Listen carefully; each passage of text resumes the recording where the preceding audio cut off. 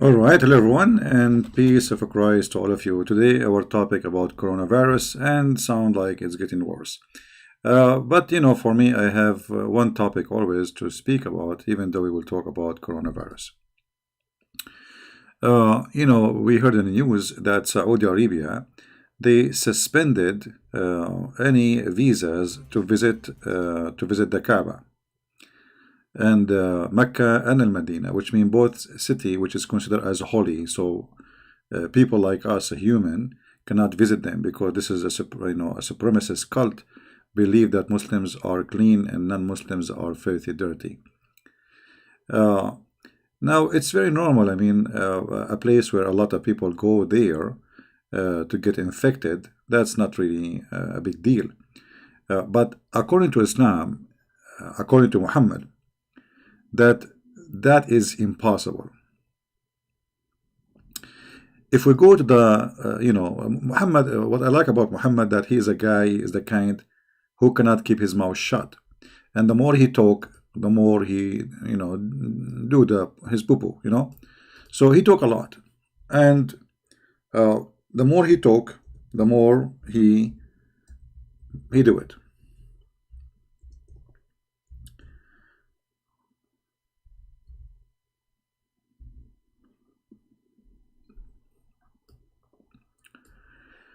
Muhammad said that neither the Messiah, the Dajjal, which is, who is this Messiah? Nobody, don't ask me. I mean, Muhammad, he came with the idea there's a false Messiah will come. It's supposedly not him, supposedly he is not the false one, but there's a false Messiah will come. Nor the false Messiah will come, nor the plague will enter the city of Medina. You see, the plague is not a disease by itself, is uh, any kind of illness kill people by a huge number, like all of them they have the same illness, is called the plague. In Arabic we call it ta'un. So no false messiah and no plague will enter the Medina.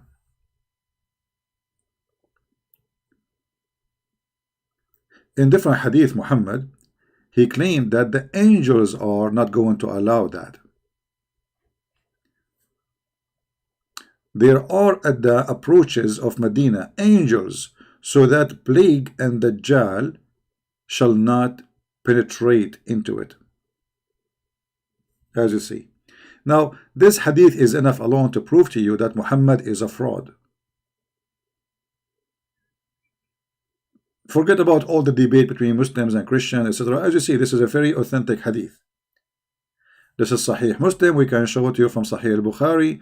It's all over, So he claimed that there is angels are protecting the city of Medina and no false messiah. Forget about the false messiah now, but no disease like the plague will enter it.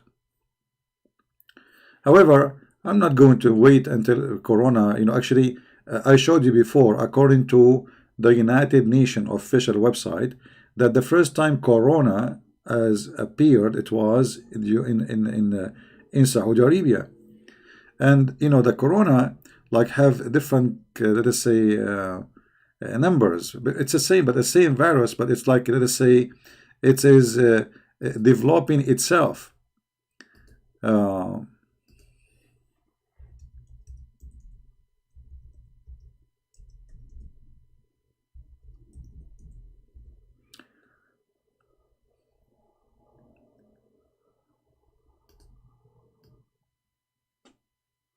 Let us see.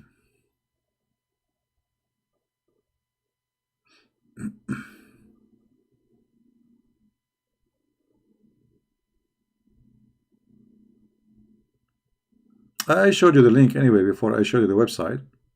Now, one of you, he sent me email, says this is not about the same. No, it's the same, because all of those, they have numbers, they number them, because this the same virus is a change in its structures, depend in the let us say treatment he got. So like now you give him some drugs, and then this virus gets stronger and it change. It's very powerful. Uh, let us say, system he have. Uh,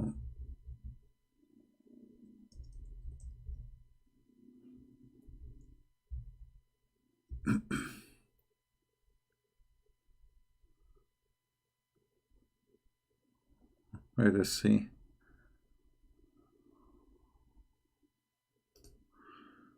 All right, I think.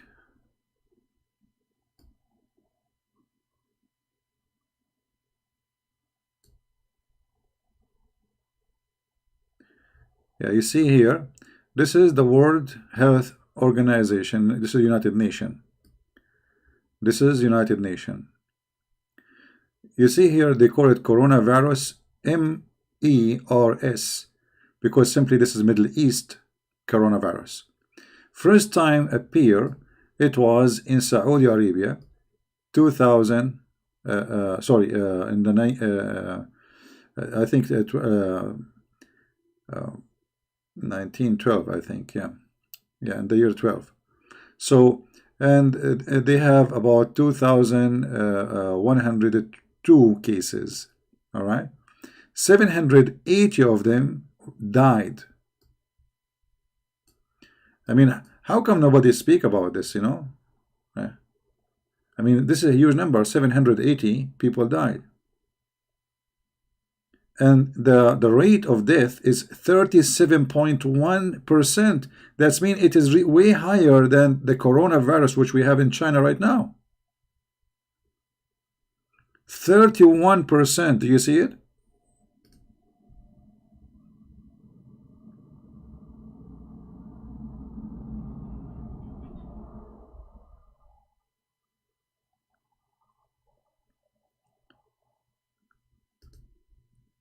Here we have a hadith from Sahih al-Bukhari speaking about what happened to the city of Al-Madinah a long time ago, during, just right after Muhammad he died. It says here, once I went to Medina where there was an outbreak of disease and the people were dying rapidly. Do you see it? Actually, in Arabic it says mawtan dhari'an, which means very fast. The people, like, they get infected, they die like in a day. Mawtan dhari'an. So it's like it is really very fast death. People die by hundreds, by and all of them, they have obviously the same disease. But remember, Muhammad, he said that no disease can enter this city, for it is protected by angels. And now the Saudi Arabia government,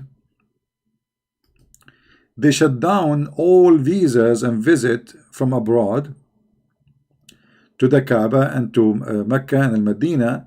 Why? Because simply things is going out of hand.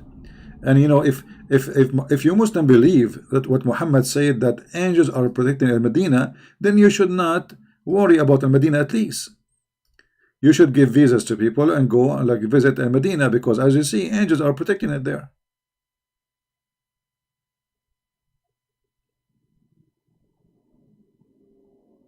So as you see, Muhammad, obviously, I mean, what I need more to prove that Muhammad is a fraud?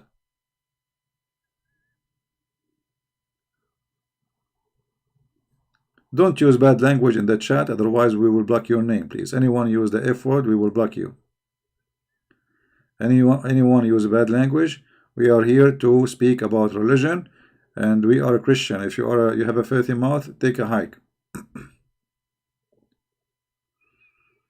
If you cannot clean your mouth before you talk, take a hike.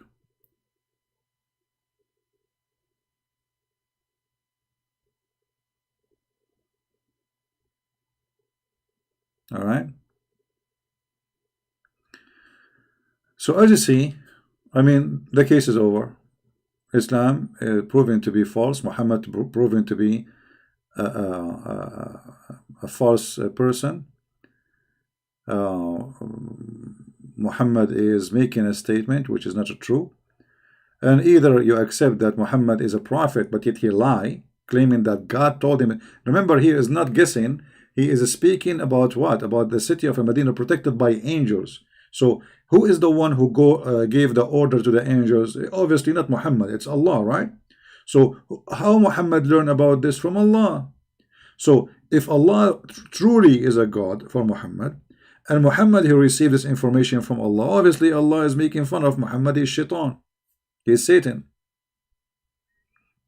because there is no way there's a true God, he will say something not true, and he will get his prophet busted. And remember, you know, the illness start like entering like crazy in this town.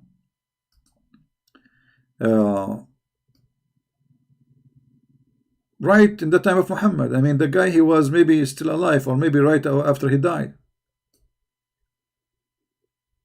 As you see, this is Umar, the caliphate.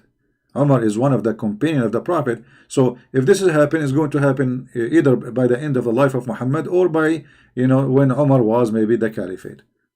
However, is going to be very close to Muhammad time, for Umar was just one of the companions of Muhammad. So how Muhammad can be a prophet?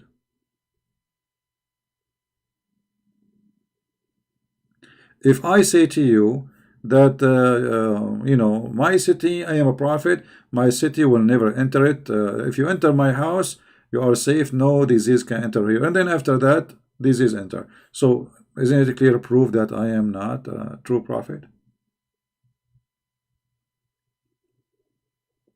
One of you, he said that one of the most Islamic Ustad, Sheikh in Indonesia, he says coronavirus is the army of Allah. And supposedly he sent me a link in Patreon. I could not, I got nothing. He told me like he sent it, but I checked my mailbox, I got nothing. But according to this Indonesian person, you know, the Sheikh, he claimed that coronavirus is an army of Allah. You know, if you remember, about 10 days ago, we made a video about Muslims celebrating and happy that China is infected, claiming that Allah is the one who is punishing China. Allah is punishing China, and this is why coronavirus is the army of Allah.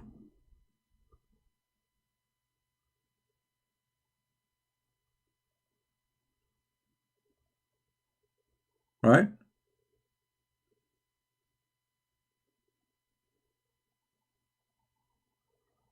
Yeah, I know, but I did not get the link, so I can show it, you know. They told me that they sent the link to me, but I got nothing in my mailbox in Patreon. But imagine how crazy this cult is. They love to see disasters, and they, you know, this is the only cult in the world make people rejoice for disasters.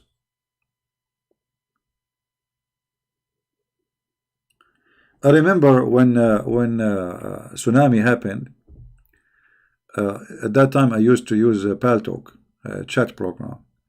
The Muslim, they open a chat room, you know, praise be to Allah, Allah he punished the kuffar by tsunami. And then they start posting. Not only that, I mean, like, those people, they have something about them. They fabricated Photoshop. Let me find it.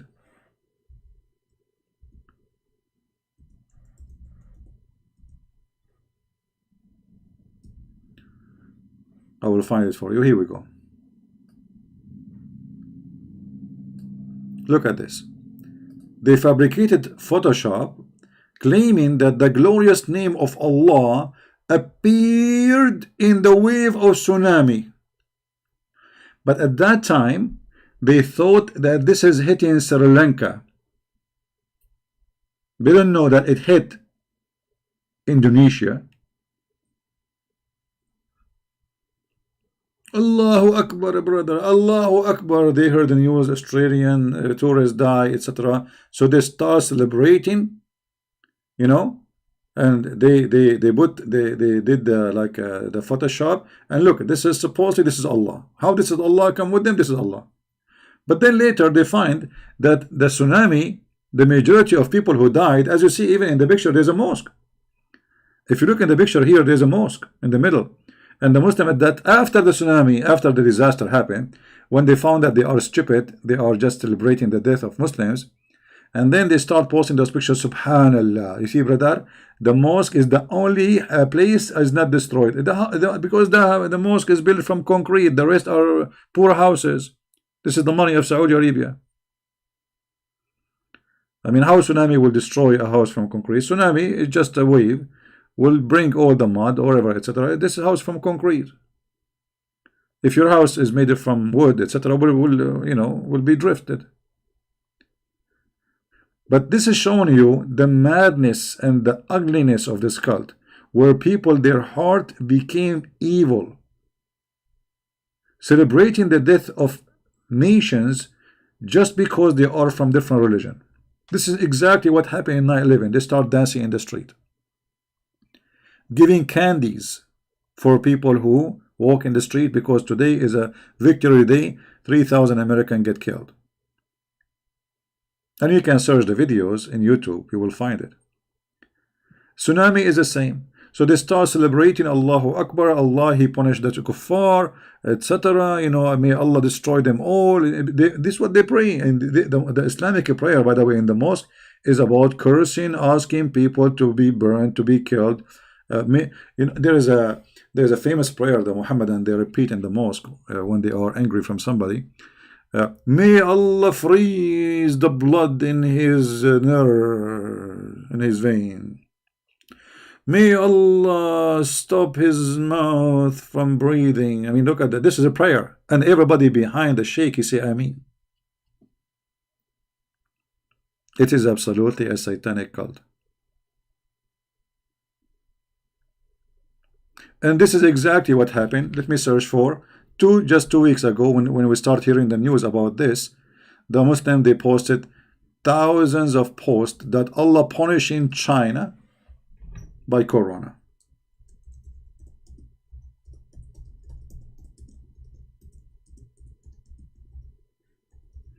Let me try to find you some of the madness.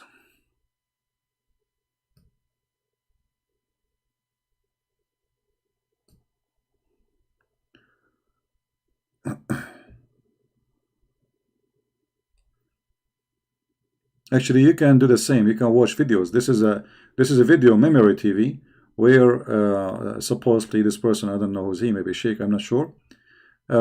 New Jersey Friday sermon. Coronavirus punishment to Chinese. Who is saying that? A sheikh in the mosque in New Jersey. May Allah punish them for what they did to our Muslim Chinese. Loses from coronaviruses. Do you see it?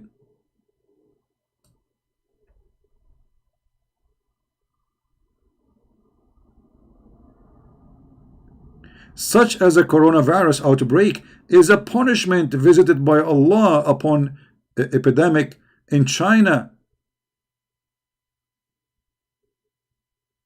And they are praying for the death of every Chinese.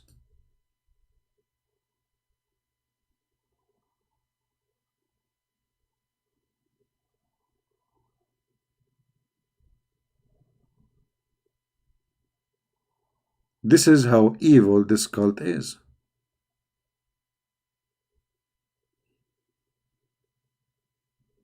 Singapore ustaz mean like supposedly a master teacher. They are copying the Arabic, which is stupid, because you cannot call yourself ustad by being a sheikh.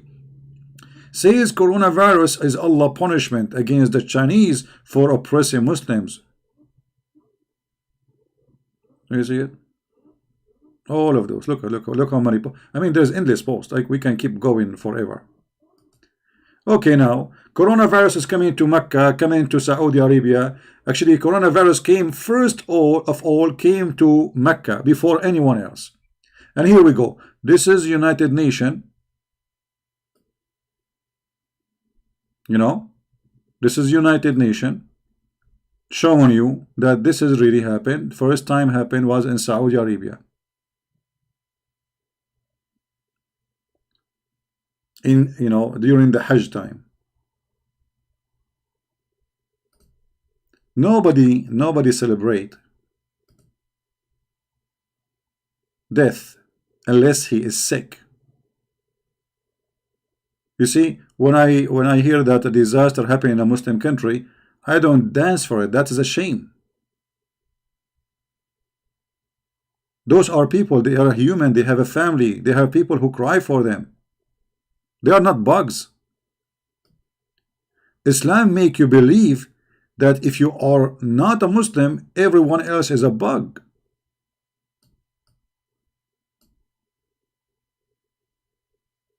I never heard of a Christian posting when 780 people die by corona in Saudi Arabia in less than a month. As you see, 37%. Right now, the death in China is way less than 37%. Which means the rate death of corona, the Middle East corona, which appeared first time in 2012, as you see in the screen, in Saudi Arabia, 37% was the death. So almost half of the number of they are infected. The total of 780 human beings die. I never saw a Chinese, I never saw an atheist, I never saw a Christian, I never saw a Jew posting saying praise be to whatever God for the death of those Muslims. What a shame. This is the first time this corona appeared. It was in 2012. Sorry, I said before 19. Yeah, 2012. So how in the world human being can celebrate death of others? The answer is very simple. When you follow an ugly cult like Islam, then you do. And you see we have the proof in front of us. You do, and you do more. Guys, if you read Arabic, you will not believe it. Go and watch the videos. Like now there's a war happening in, let us say, in Libya, in Yemen, in Syria. Allahu Akbar, may Allah kill him. Allahu Akbar, brother, chop his head, brother. This is the religion, and everybody agree. I mean, nobody say this. What are you talking about? But because this is Islam. And then you will see a bunch of scumbags saying to us, Islam is peace. A bunch of scumbags, even those they claim to be Christians in our churches, I call them scumbag for sure, saying that Islam follow Abraham. Since when Abraham, he rejoiced for the death of people by disease? Is that what Abraham, he taught his children to do? How they can be following Abraham?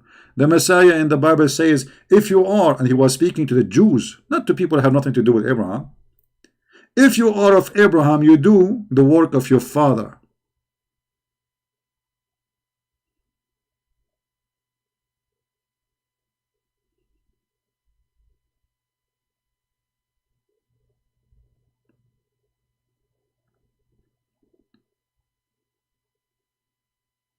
What kind of cult we are talking about?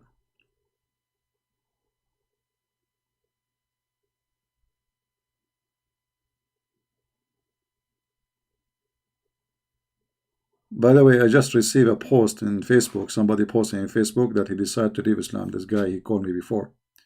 He said no, he will not leave Islam, and now he posted in Facebook page saying that he decided to leave Islam.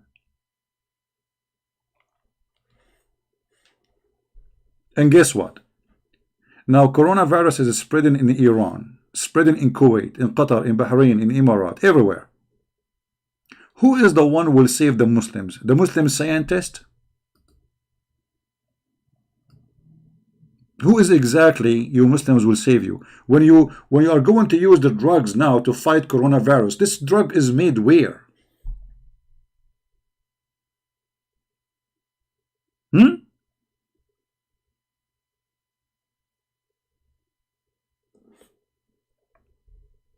From which country you are going to buy the drugs? Is it made in Mecca? Or maybe Allah, he will send it to you. So now you were celebrating death of Chinese. Here we go. Coronavirus is coming to your door. Get ready. And now you will kiss the hand of the Chinese to give you more information about the disease, and maybe they have a vaccine.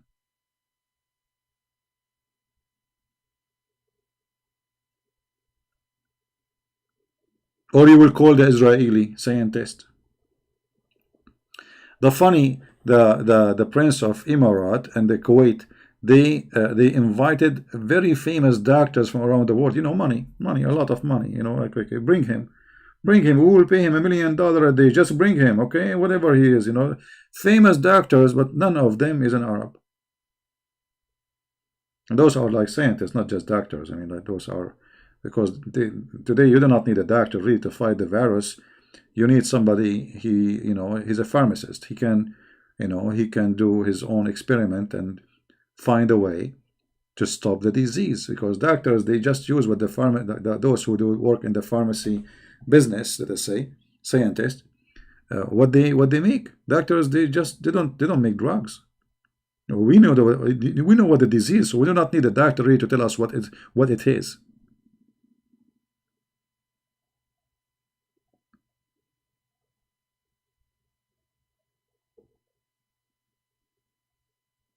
Who is the one is going to find the vaccine for coronavirus? For sure, Allah.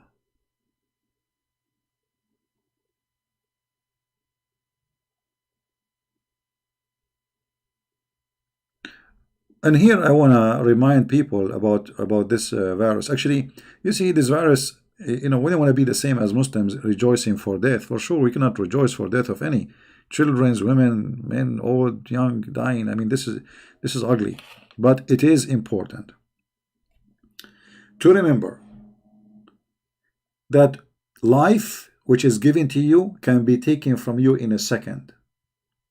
You see, what happened to a human being, as long as he is healthy, he think he is God. And I'm serious about that. He think he owns the world. He think the world is under his arm, in his pocket, especially if you have money. You know? I don't want to believe in God. I don't care for God. God is a joke, etc. And then when something bad happens, suddenly you will find this atheist crying like a baby saying God. Suddenly he remember God.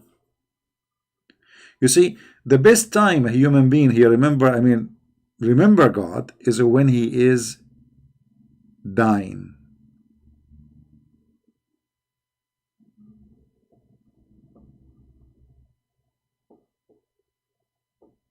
Here we go. Annie, she is a pharmacist and she is retired. Well, Annie, by the way, we Arab, we make better drugs from you. We are the first one who advised the whole universe drink camel urine. I will tell you, this is a true story. There was about 10,000 people sick. And I was at that time in a country, it's called Chico, Brasilia, Sri Lanka, which is very close in the borders of, Holland. And those people, they were like sneezing, like hachu, hachu, and all of us, they will die by the morning, you know. And then they said to me, do you have anything, any medicine to help us? I said, the only medicine I know is the medicine which is prescribed by Prophet Muhammad. And they told me, like, what is that medicine? I said, camel urine. And man, oh man, they have only 5 camel in the zoo. And now we have to get urine for all those people. So I come with an idea, because I'm an Arab, I'm smart, you know me. So what I did, I put a hose in the mouth of the camel, brother. And then we tape his mouth, and the hose is inside, and we open the water. So the water go inside the mouth of the camel as water, come out as a urine. And people drink. And brother, I made everybody, by the help of a Prophet Muhammad, recover. In the morning, everybody is like a donkey, you know, like a horse. And if you don't believe me, this is happening. I told you the name of the country. It's called, Chaco, charcoal, actually, charcoal, Czechoslovak, Brazil, you know, Honolulu. You know, it's a very well-known country. I mean, even their flag is like very, very. They have a flag like 15 meter by 20 kilometer. You know. Yeah. Why you don't use the camel urine of the prophet? As long as the prophet, he, if you are sick and you want to be, just why you want to close Mecca, you want to close airline, why you want to shut down your borders, why you are terrified, why, how Corona entered the Medina, how Corona entered, all what you need is just camel urine.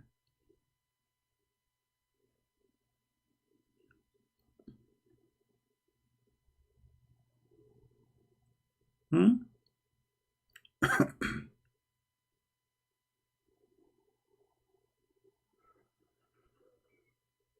Hmm. What we can say, what we can do. By the way, I did it. I came earlier today. Uh, I said to myself, let me give time for, because some people complain I'm getting so late. So I will do it that the other time, which is like 2 hours more from now. But we will mix it so we can get a chance for more people to join us from different location.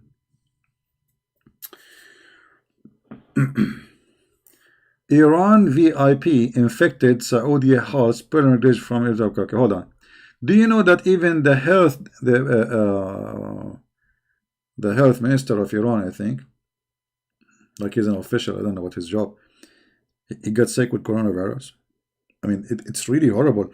And the funny, those in those countries, by the way, even if the half of the population die, nobody will know about it. Nobody will know about. I remember there's a guy. His name is James White. I don't know if you know him.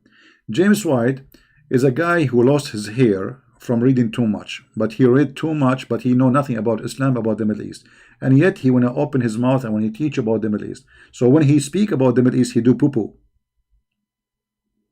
He literally do poo poo. So James White in one of his videos says that the Middle East was saved from the plague while the plague was eating Europe. I mean, what this guy is talking about? Let me tell you, my friend, why nobody knows about the plague in the Middle East, because it's not important. Just before the oil discovery, nobody even knows what is in Saudi Arabia. Nobody even remember where it is located. Since the oil came, you know about them. Before that, nobody talk about them. So Europe is the center where civil lives, philosophy, scientists. So when a disaster happened, everybody write about it. But when something happened to the Middle East, there is people write about it, but you are not the one who can tell us that did not happen. As you see, even the Abdul, they wrote in their books about disasters in the middle of the Islamic cult, cities. This is the city of Al-Madinah. People were dying by thousands. And then this guy, he says to you, the Middle East was saved from plague. And I don't know what he said after. I forgot what he said, the reason.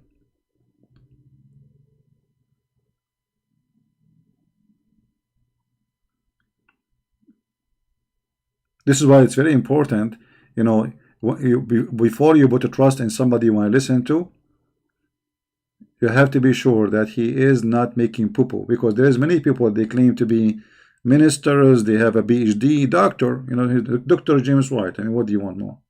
Doctor, that's it. But you see, doctor doesn't mean he know anything. Actually, I noticed that those who hold a degree is the last one to know. I have a degree in Islamic law, but I did not learn about anything about Islam from my degree. My degree in law have nothing to do with Islam, actually. Why? Because they teach you, if this happen, you do this. But this is not Islam. Islam, you can read the garbage. They will never show you the garbage. So you study Islamic law. Okay, Islamic law, like we study a book. It's called Usul al-Fiqh. Okay, you go and read. The I don't know how to translate the word in English. Like let's say the rules of. I'm not sure how to translate this. Let me see if I can translate using Google translation. Hold on.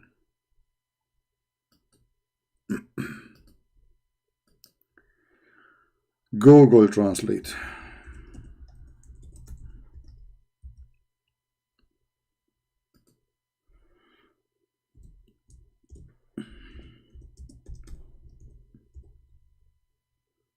Okay.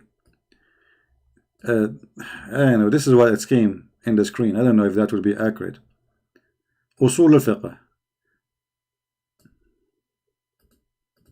Fundamentals of jurisprudence. All right, this is a translation from Google Translation. I'm not sure if this is a good translation, but it's look like it's close to. So anyway, you study, but you learn nothing. It's just stupid things. Everything I learned really about Islam is not there. I learned it by my own study, my own research.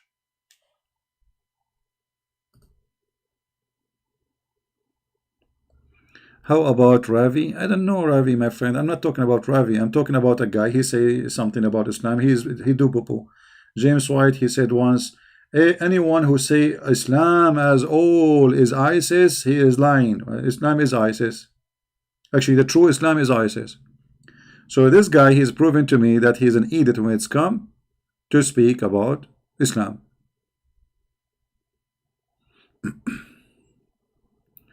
Danny, you need to tag a name before, so I can read. No, I read the questions, but not necessarily I will answer your question, my friend.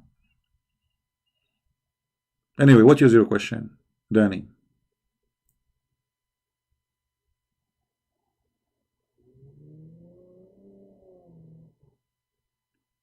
All right. Hey, Dominique, how are you?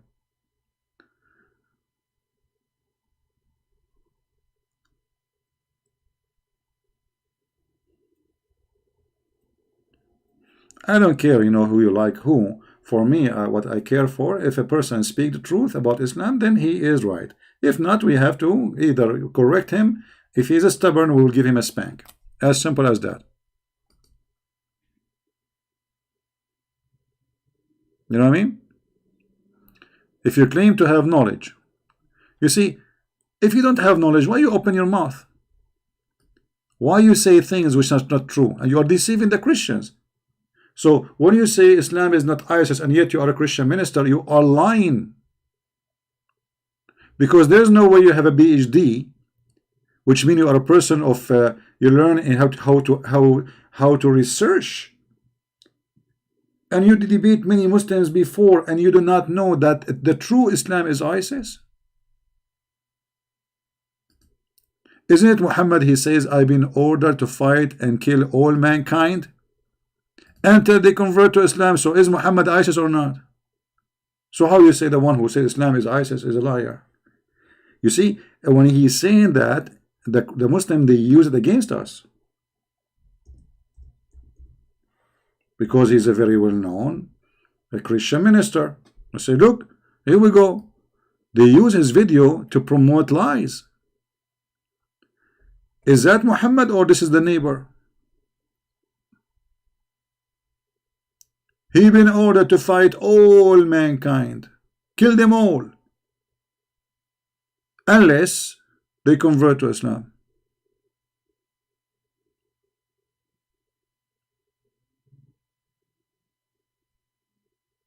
Then they say to you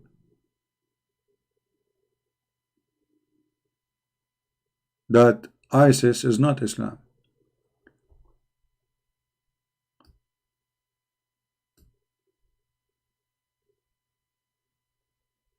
Is killing the Christians, cleansing the Christians from the Arabian Peninsula and cleansing the Jews from the Arabian Peninsula, is that ISIS act or Muhammad? This is Muhammad.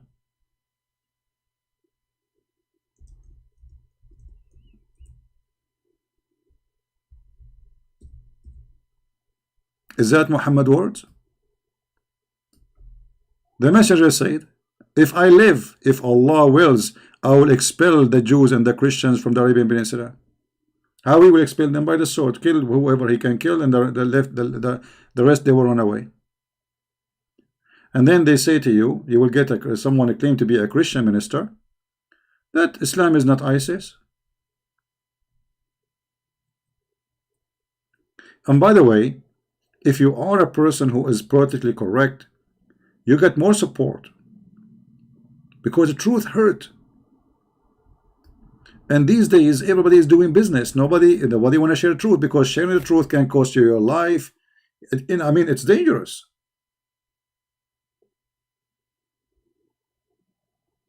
Even Muhammad, he ordered the Muslims. He told them that you are the best of mankind. Islam is a supremacist Arab cult. You are the best of mankind. And what is the best of mankind the duty to do? Save people from coronavirus? No. You go and you bring them and put the chains around their necks. You are the best of people ever, raised up for the benefit of mankind. When you see the word benefit between two brackets, the Muslims added, you think like those people, they will make a vaccine for coronavirus, they will build houses for us, they will. No. The best, he explained, the best for mankind are those who bring them with the chain round their necks till they embrace Islam, so they will not go to hell. Do you see it?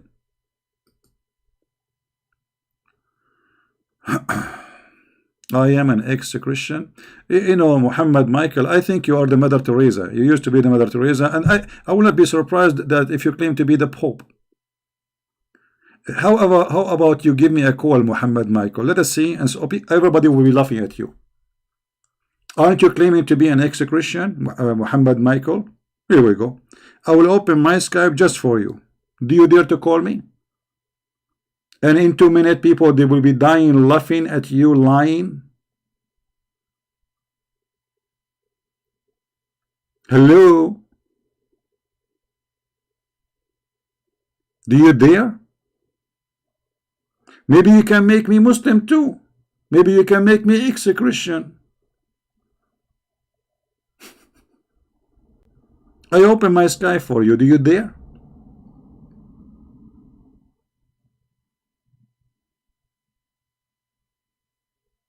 He's even not texting anymore. He's gone with the wind. He's purchasing camel urine from the Prophet.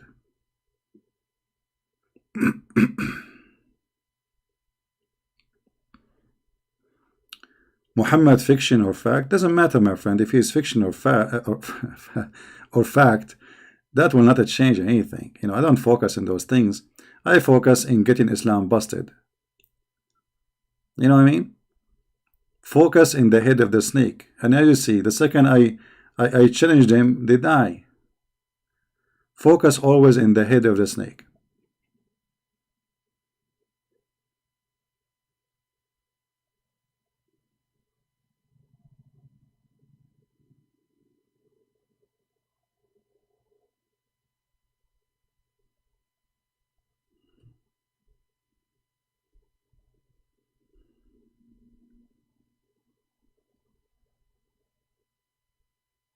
We here, we don't rate lies. We destroy it in its place.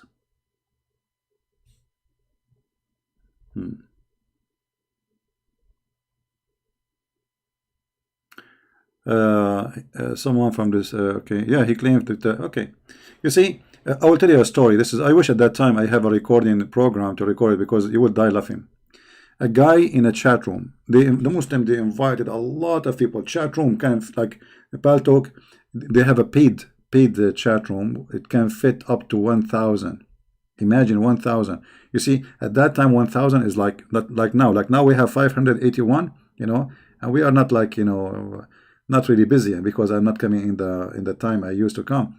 But they have more than the chat room you cannot have more people inside. Why? Because they get the Pope. The Pope converted to Islam. And look what the story is. This guy, he claimed to be that he was the Pope of the Catholic. And he is an Egyptian. I never heard of a Pope as an Egyptian. Since when? And then, brother, he converted to Islam. One day he was praying as a Muslim. They opened the door and they found him praying to Allah. And then the priest, they capture him and they tie him up and they put him in a dark room. And every day they bring 12 lions and they order them to turn their back and they whip him with their tail. 12 lions. And they order the lions to whip him with their tail, with their tail. And he have marks in his body, brother. It's a chat room, I swear by Allah, if I have a camera, I will show you. And he's almost crying. And then, brother, one day Allah inspired him to run away. So he opened and he broke the toilet seat. And he went in the sewage. And he came out in Egypt. I was literally dying from laughing. I mean, do you know how far Egypt is from the Vatican? So he went in the toilet seat, down in the sewage. He came out in Egypt.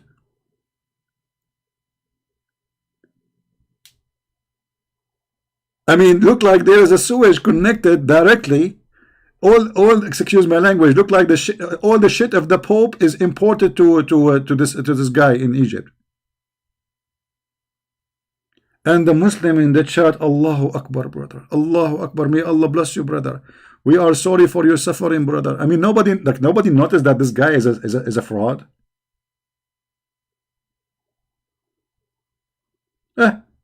Welcome to Islam.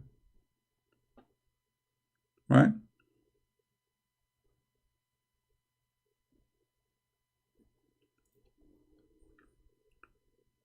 Now, do we have any Muhammadan want to say something? Or you are brave to talk to me in your video, make a video about me.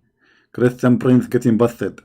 Or if you got me busted. I never saw a Muslim don't get me busted. Actually, I bought a glue just to glue myself because I get busted every day. I mean, like, and I know I am #1 buyer for a glue from Amazon.com.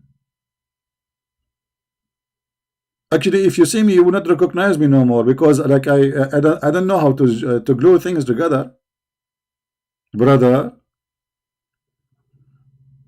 Like even the ustaz from Indonesia, they will not debate me because I'm broke. There's nothing to break left, brother. That's it. I mean, his nose in his toes.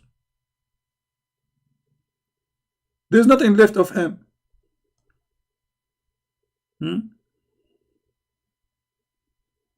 I am soon I will be out of it, you know, like this is why people they are making donation, brother. Like, do you think the donation is made by the Christians?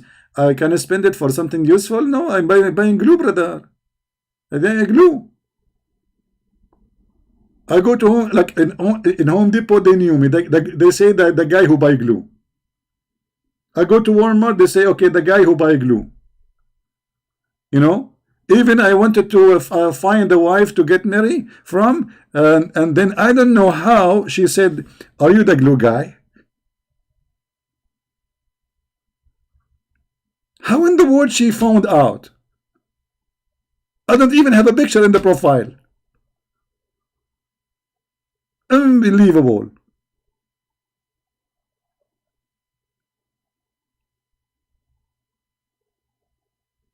When the fact we are the one who turn Muhammad pieces every time we go live on air. When the fact is we are the only one who open our Skype and he say who dare. That is the truth. We should pray for Muslims. My friend, pray for the Muslims, pray to everybody. But if you want to help the Muslims, it's not by praying for them alone, because prayer alone without work, this is what the Bible says. Faith without fruits is a false faith. So those who say pray to the Muslims but yet they don't want to do anything, I mean, okay, how you will save them? What do you mean pray to the Muslims? You see, did Jesus pray to save us, or he come to this earth to save us?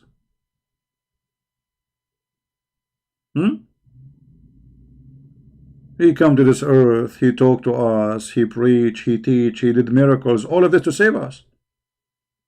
Everything the Messiah he did, it was for one purpose, not for his benefit. It was for us, to save us. Otherwise he just, okay, Father saved him, it's over, right? The Messiah, he gave his life for you to save you. And I find it really funny that, you know, suddenly a Christian, he will say to you, pray to the Muslims. Okay, that's it. It's like somebody is dying because he don't have a vaccine for coronavirus. Okay, I understand you don't have a vaccine, so you say pray for him because this is the only solution we have left. But if there is other solution, you don't say only pray. You do about it. You do something. The Bible is full of verses about rebuking those who they are doing wrong. And all what those Christians want to do, just to pray. Pray for this guy. Pray. Okay, we pray. We got it. We got it. We pray. But this is not enough. If your son is taking drugs, you pray for him to stop only, or you talk to him. You try to guide him. You try to help him. So stop being, using this mentality, because many Christians, they have this mentality.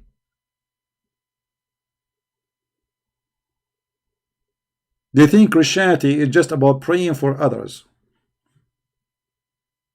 That's not true.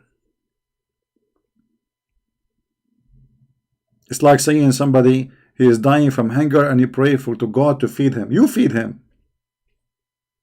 The Messiah, he said, I was hungry and you feeded me. I was thirsty and you gave me water. I was a prisoner and you visited me. I was a stranger and you took me in. He did not say and you prayed for me. I was a prisoner and you prayed for me. I was sick and you prayed for me. I was hungry and you prayed for me. No, he said, and you visited me. You took me in. You did an action. That is the teaching of Christ.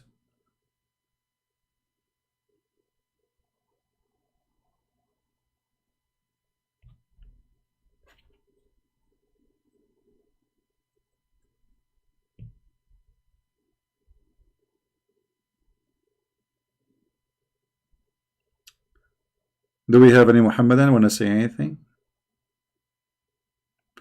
So, as you see, what we discover here, that Muhammad is a fraud. Muhammad, he promised that Allah is protecting the city of Medina by angels and nobody can enter it. And no, I say nobody, I mean no disease, no illness, no plague. And as you see, the Medina was, even right after his death in the time of the Caliphate Umar, the Medina was, there's an outbreak of a very bad, nasty disease killing tens of thousands. We don't know how, because this was all the way from the Medina, Mecca, Syria, all, I mean, the whole area was dying. To the point, even the ruler of the Muslim ruler of Syria at that time, he died by the same disease.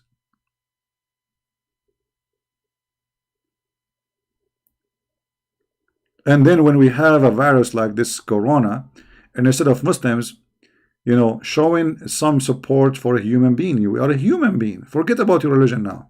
No, they cannot. And instead of being a human being, supporting all those, I mean, how many people they lost their father?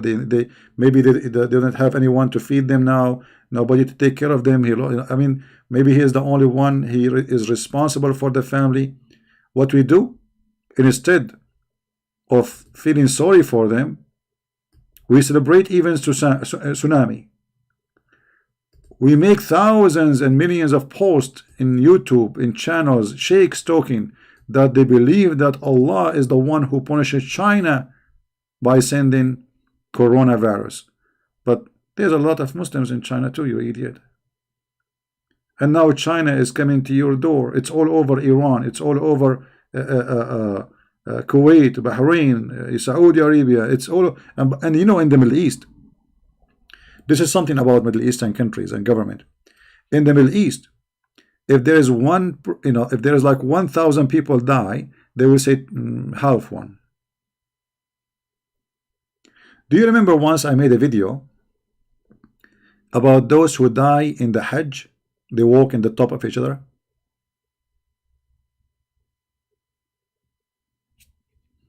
Anyone remember? At that time, Saudi Arabia government, they said 200 something died. 200.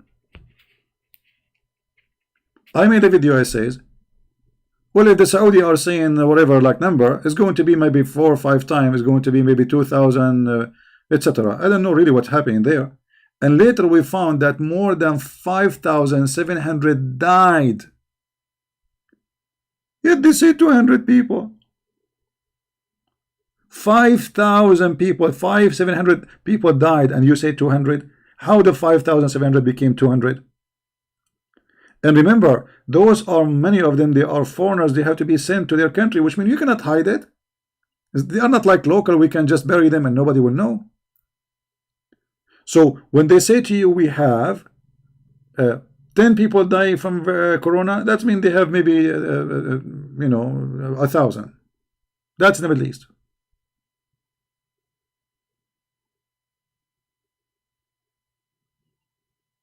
That is the Middle East.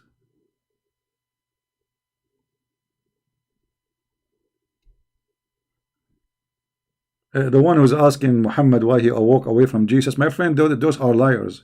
They are angry from my channel because a lot of Muslims leave Islam because of my videos and because they call me. So they come here, they say Christian Prince. They are liars. Don't take them seriously.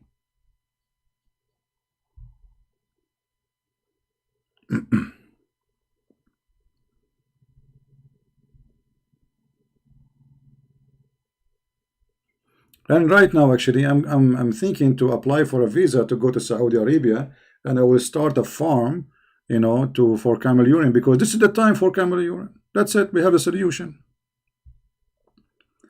This is Allah advice, and this is the medicine of Allah. Who need medicine? Who need doctors? Just camel urine. We have actually not only camel urine, we have honey, brother. Honey, brother. Ajwa, brother. You eat 7 ajwa, brother. I mean, look at this guy. He told the Muslims, if you eat 7 ajwa a day, ajwa is a palm date fruit, 7 of them. No poison can kill you, and no black magic can hurt you. What black magic? I mean, how in the world black magic will be stopped by food? I mean, do you see any connection?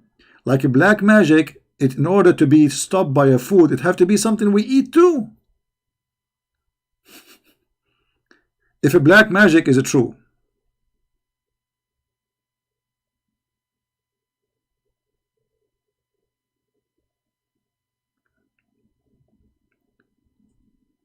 you see, food or anything enter your mouth, it can be either harmful or useful. But black magic is not something entering your mouth. So how the ajwa can fight the black magic? Let it go. Muhammad is talking, doing poo-poo. Forget about it now.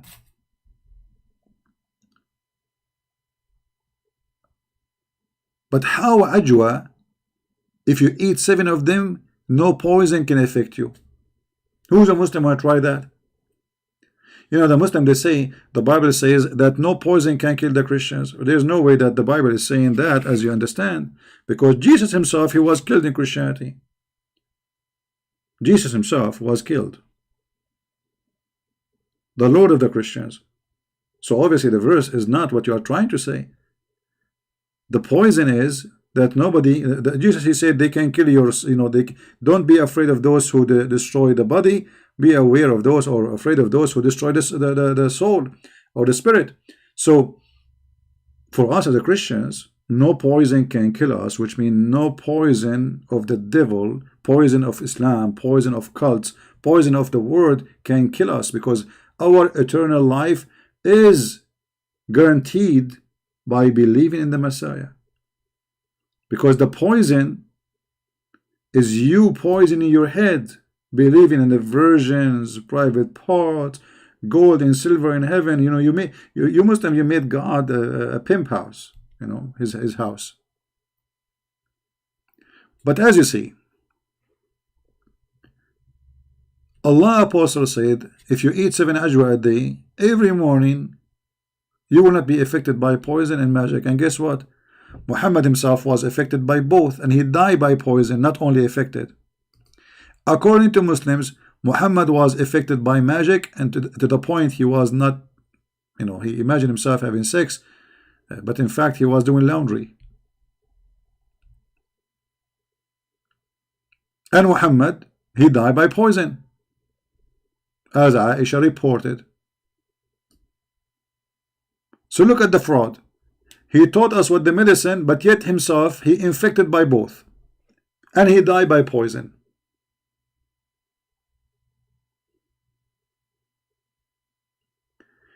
Do you remember the guy who his brother is sick?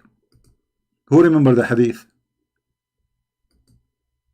Let me see if I can find it in English. There's a guy, his brother is sick, so he came to Muhammad and he told him, my brother is sick. Muhammad told him, go and let him eat honey. Okay. The guy, he went, and he came after a few days. He said, my brother is getting more sick. He told him, I told you to make him drink honey. He said, I did that. He's sick. He's getting more sick. He went again. Few days more, he came back. The guy is obviously dying, you know. Here we go. I found it. Look at this story, how hilarious it is.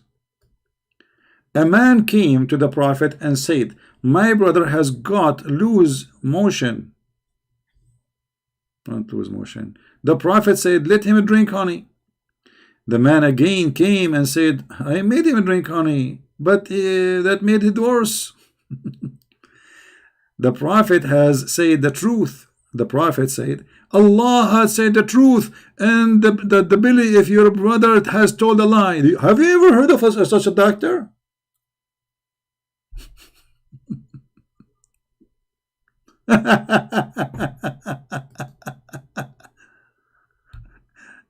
Your brother Tommy, your brother's stomach, your brother's organs are lying.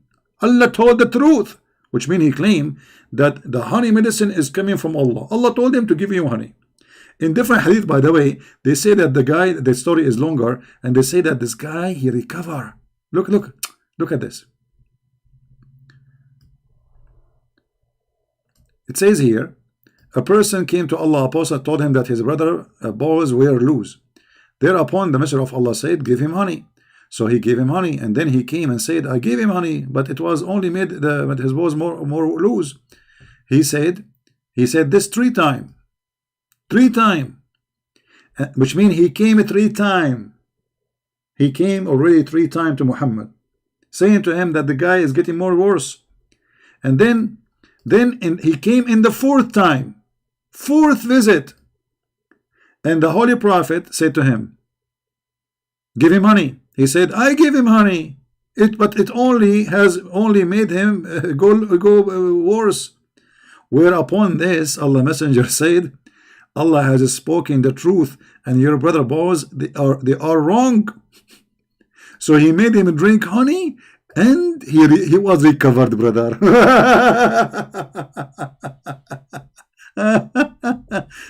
Oh boy.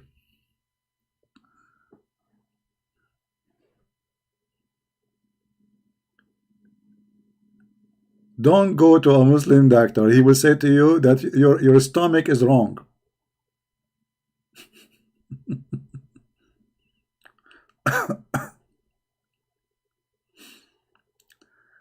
Oh boy.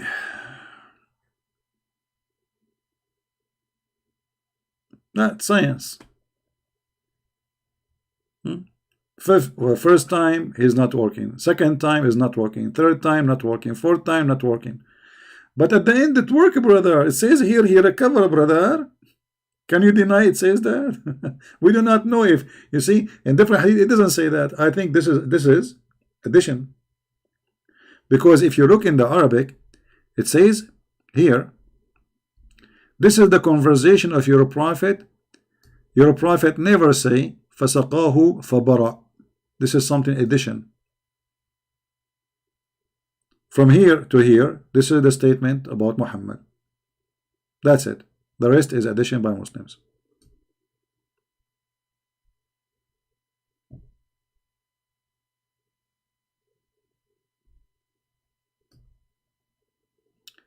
Hold on, we have a guy. His name is Danny. How I can help you, Danny? I think Danny he have some issues. He need help. Danny, there's something I can do for you, my friend. I'm trying to find what you are posting because I see your people are somehow upset from you. So do you like to say anything to me, Danny? This is your opportunity. Here we go. I'm just looking at your, waiting for your text. Do you want to say anything to me?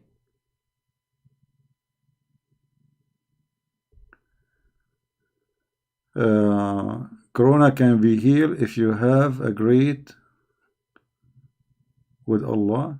You have agreed with Allah what?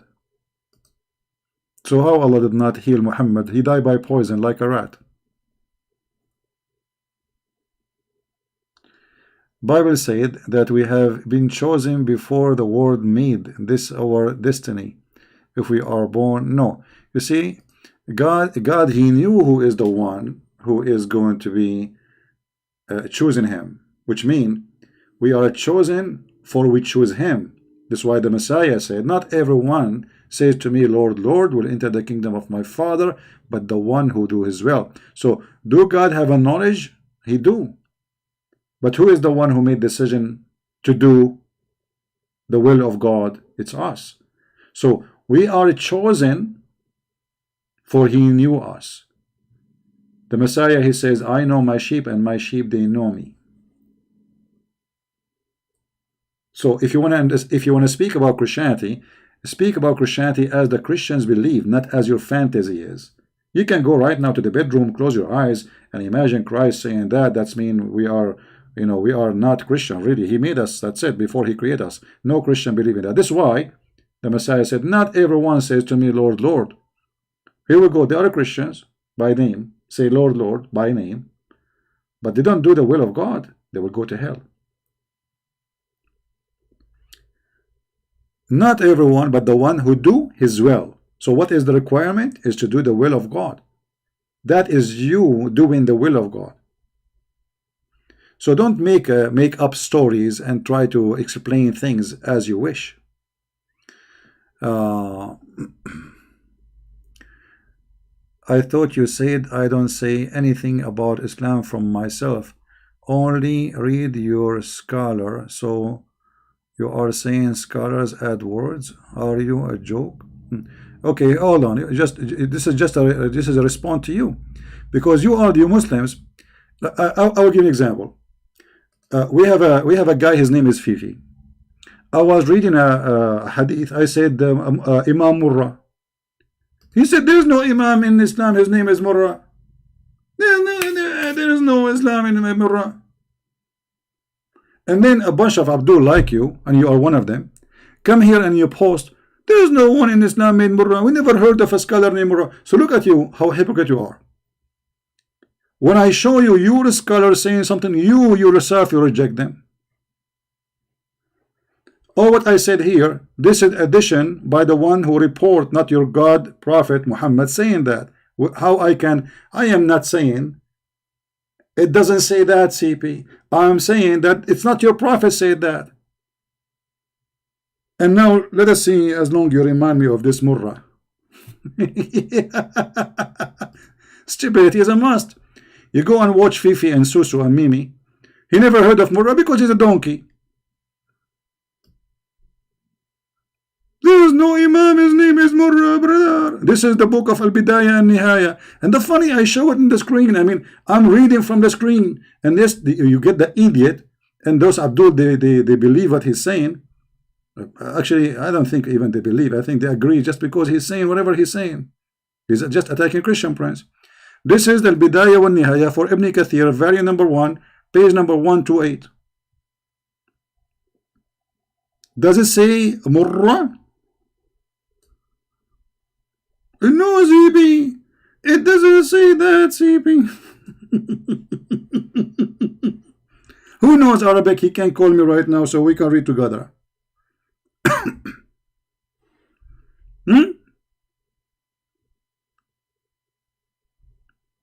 Any Muhammadan? Do you see his name? Potatoes. And then every Muslim come to the chat, he says, CP, tell us about Imam Murrah.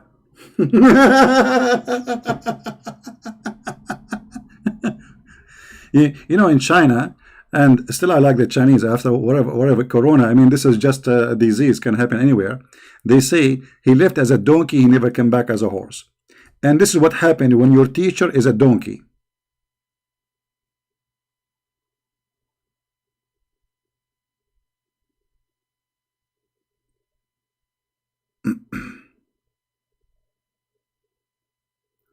Okay, this is even worse. If he is not an Imam, then why Ibn Kathir reporting from him? Who was he? He is higher than Imam actually. Because look, the one who is reporting from him is the highest of Islamic scholar. So when my name appear, let me translate this page so everybody will laugh. Shall we?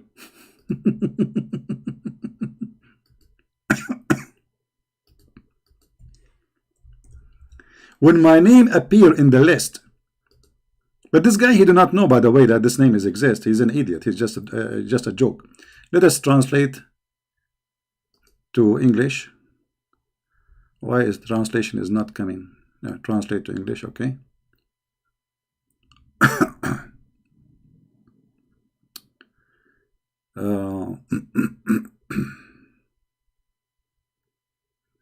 And now how we can find him in English. Let us see.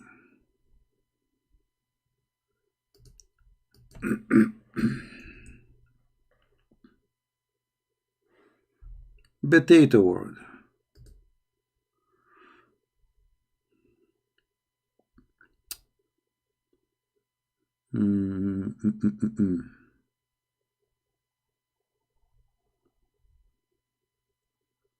Anyone see it? I don't know where to see it now. This is the English translation.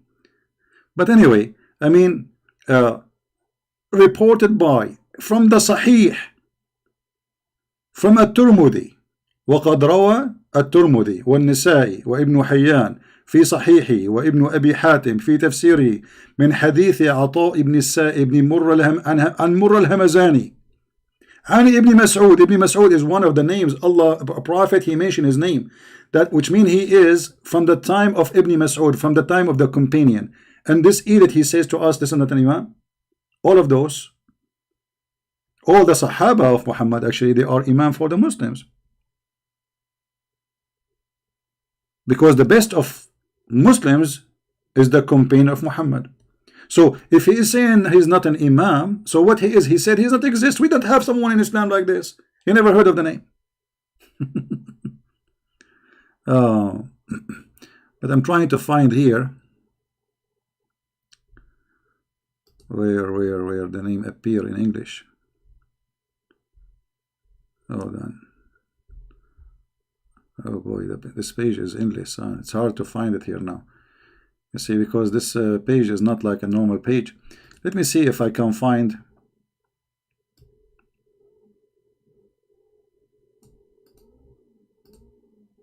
different page which is smaller. Anyway, they are a bunch of jokers.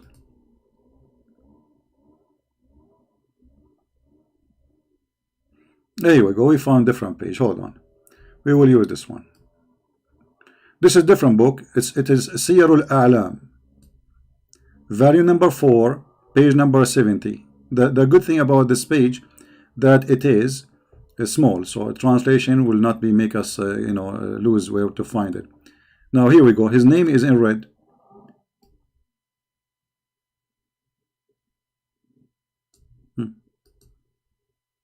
They never heard of him.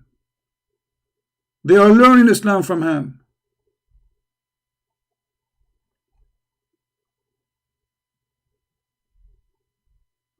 Look, the name here is gone in translation. So his name is Murr al-Hamadani.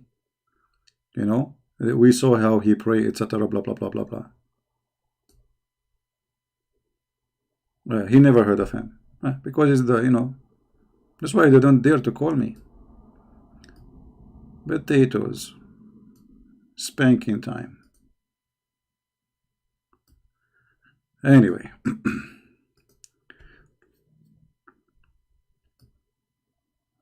You see, actually, you Muslims, you should reject anything is addition to what your prophet said. Did your prophet says that? No. So why you are adding it? You are reporting hadith. You are reporting a hadith, which means you are reporting what your prophet said. What the guy said to the prophet and what the prophet said. Why you are adding the at the end this? So he made him drink. Obviously, there's somebody. This is not your prophet saying that. So I just said, this is your prophet saying that? No. You Muslims added. Because different hadith doesn't say that. Here we go. If we go back. All right. This is al-Bukhari. This is the hadith as it is, word by word. Where is it says that he made him, he recover? This is al-Bukhari. What happened? How come it's not here? Because Islam is a fraud. This is the conversation between your prophet and the guy. The rest is addition.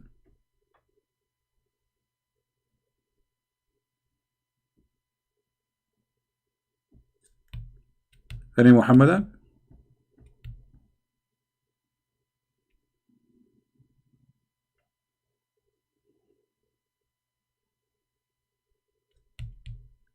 Who is next?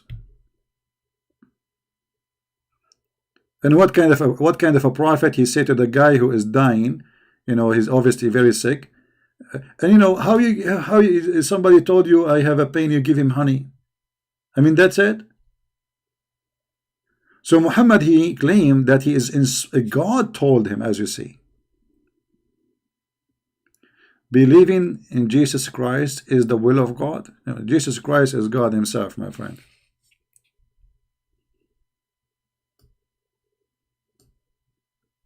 The Christ himself is God, is our Lord. He is the visible image of the invisible God.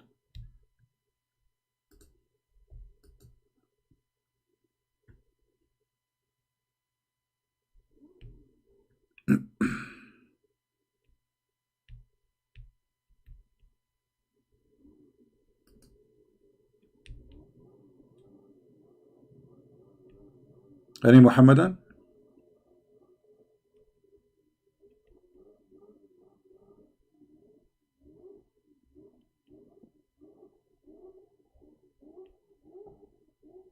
Who's next?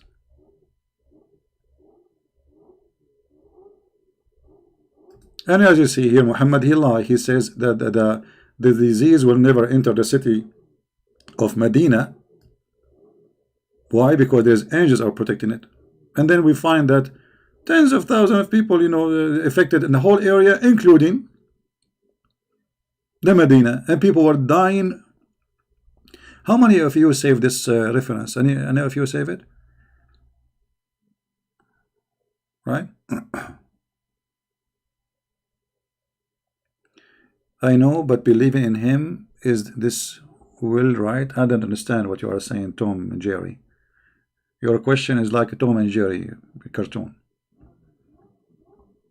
Christ is the visible image of the invisible God. And when the Messiah says, not everyone says to me, God, God, but the one who do the will of my Father, which means my will is exist.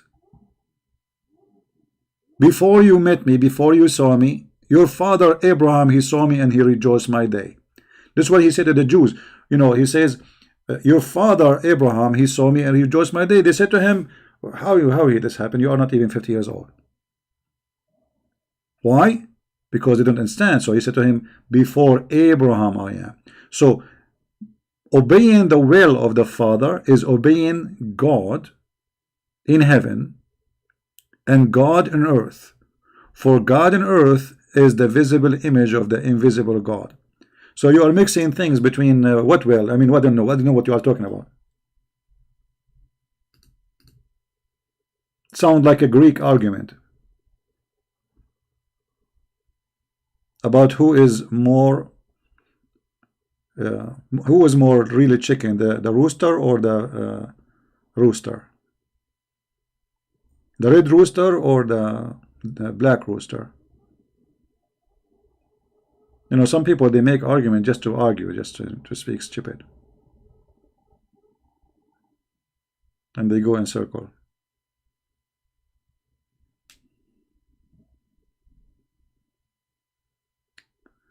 ZB, hold on. I think you are the guy who your prophet he spoke about in the hadith. Let me show you this hadith. Why you don't call us and be proud about your prophet?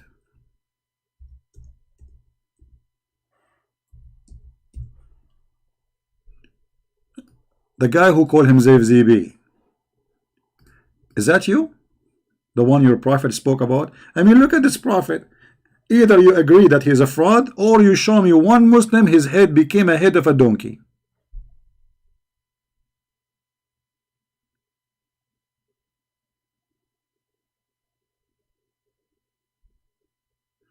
People who take what?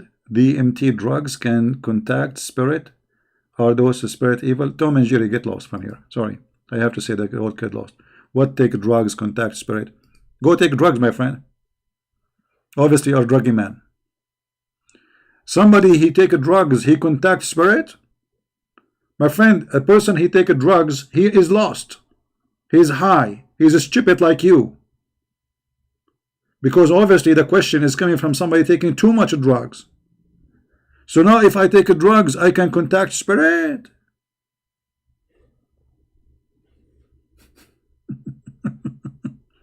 Where these people are coming from? Don't get married, okay? The one who take drugs is obviously mentally ill, because you know it's bad, you know it destroy your brain, and you contact no one. Even you lose contact with yourself when you take drugs.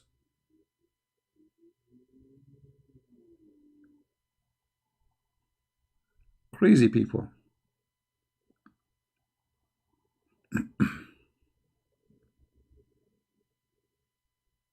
Like sometimes you take people seriously and you talk to them as adult, but then you turn on like kids take drugs.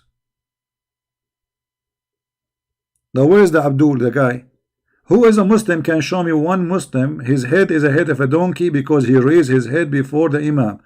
Don't tell me after 1400 years. I can show you tons of videos from YouTube right now of Muslim raising their head before the Imam finish. How come Allah did not make his head of a donkey? Obviously Muhammad is a fraud.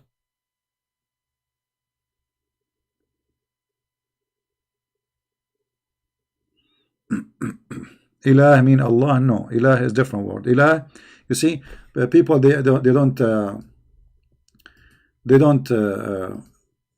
don't know, maybe you listen to people who make things. This is the word Ilah. You see, all the words is coming from Aramaic and Hebrew. Ilah. Let us make it big. Il Ah.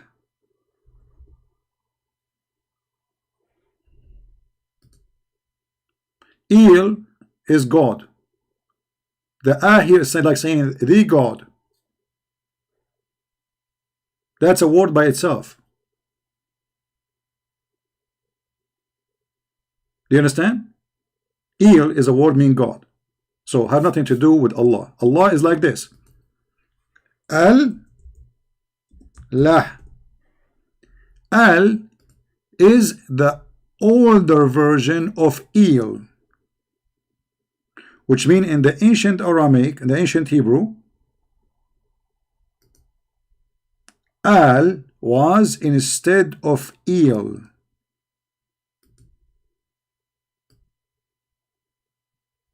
So if you read the old Hebrew Bible, you will find that Elohim used to be Elohim. Israel used to be Israel. Mikael, Mikael. Ishmael, Ishmael. Why? Because Il was Al. It's just a word meaning God. So the language changed a little bit in the pronunciation, and the word Il and Al both are a word mean God. So the second you put the word Al before a word, that make it God. Whatever come after is the name. Do you understand?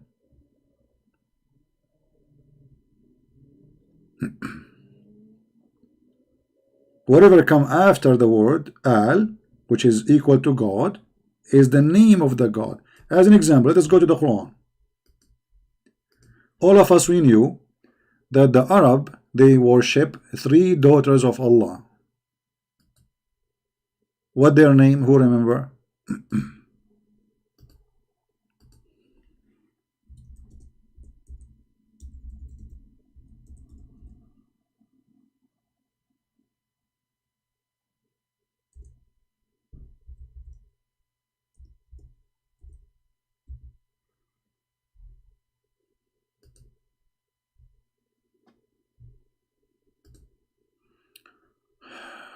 The same, I'm going there, Al-Masih.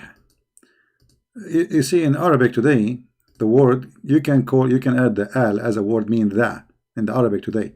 But those are names starting from different culture.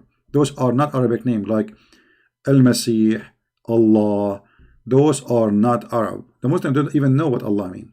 They have no idea. If you ask any Muslim what Allah means, they don't know. What does that mean? All right? So look at this. Al-Lat. Now, is Al-Lat is a goddess? Yes. Al-Uzza.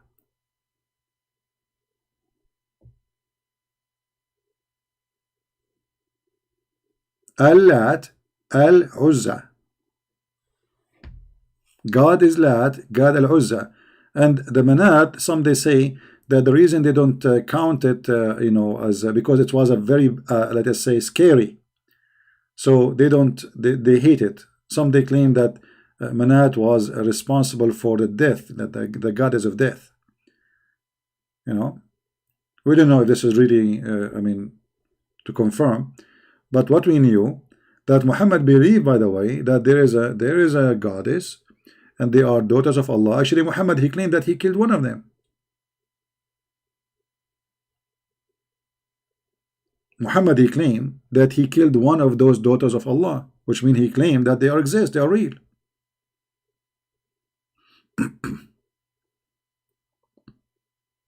She is a woman who have dark hair.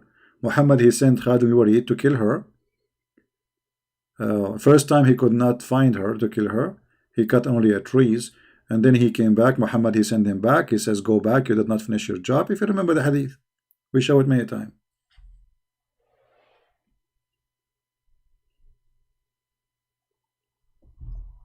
You see, the Muslims, all the names they have in their Quran is not from them. As an example, if you ask a Muslim, is Israel, what Israel mean? Arab Christian, they use the word Allah because they are under the occupation of Islam. That is a translation, my friend. The real Bible does not have that. That is a translation, and they've been forced. They are living under ISIS for 1400 years. If you ask any Muslim, what Israel mean? They don't know. Why? Because this is a name stolen from other belief, other books. This is not their book. What Israel? You will notice here, the Muslim, they think that Israel is a name. All of it. The fact Israel is not a name. Yes, it is it's a given name to a person, but it is a sentence. It's a description. It's not really a name of a person. It's a description for what happened to a person. Il is the word God. Muslims, who's a Muslim who's listening? Who can tell us what Israel mean according to Islam? Anyone? They don't know. Why? Because Islam is nothing but a theft. It is not the original belief. It's a counterfeit. And the thief, he have no knowledge.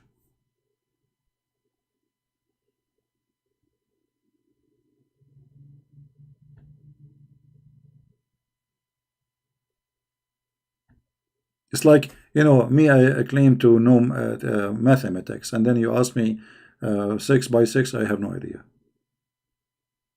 Simple question. I mean, Israel, this is simple question. This is not really, you do not need to be a very, high scholarship knowledge to know what the word means, but he didn't know. Even the Muslims do not know what Al-Masih mean. Imagine. Mikael, they don't know. Allah didn't know. Ishmael didn't know. Abraham didn't know. Why? Because simply Islam is a theft. When you claim that you wrote a book and this book is not yours, and people ask you what is this mean, you do not know what you are talking about, because it's not your book. Those are not the names, you know them. You are just a copy paste person. Have you ever heard of a God? He don't tell us how this guy, his name became Israel. Nowhere we can find how this has happened. How?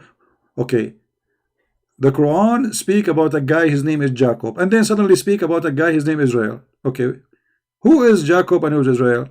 Okay, we know who's Jacob. He is a son of a person mentioned in the Quran, right? Okay, do you know what Jacob means? No. Now, who is Israel? Do you know who's he?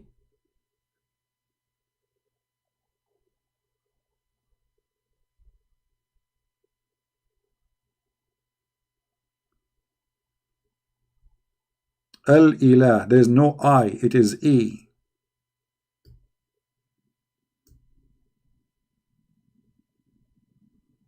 Why people are stubborn? Al,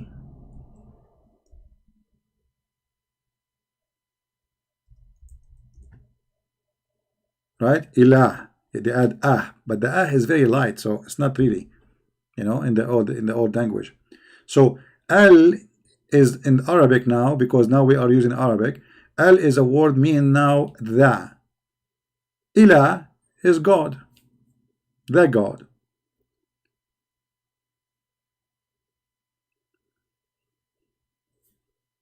Did you get it?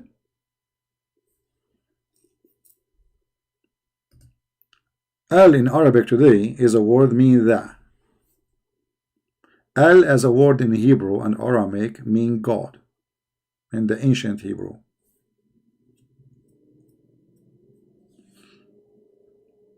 So the Arab, when they want to say the God, they say the ilah,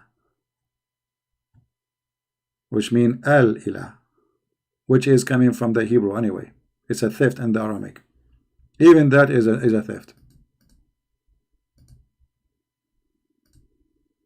They have nothing, this cult have nothing.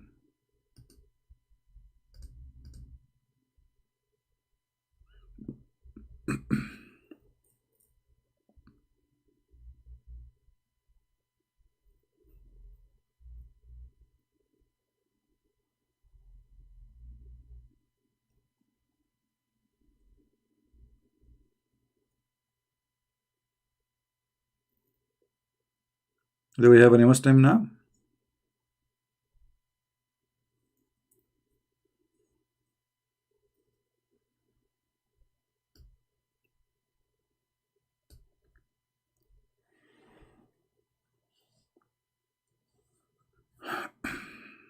I understand it's impossible to be al-ilah because no, Allah is not a name. Why people are not listening? Allah is not a name. The Muslim ignorant, they think it's a name. We just told you. Why nobody is listening? It is two words. So how it's a name? Al is a word mean God. The name is Lah. That is the name of their God. Al is a word mean God. So the name is not Allah. The name is Lah. Al is a word mean God. Do I need to go back to zero?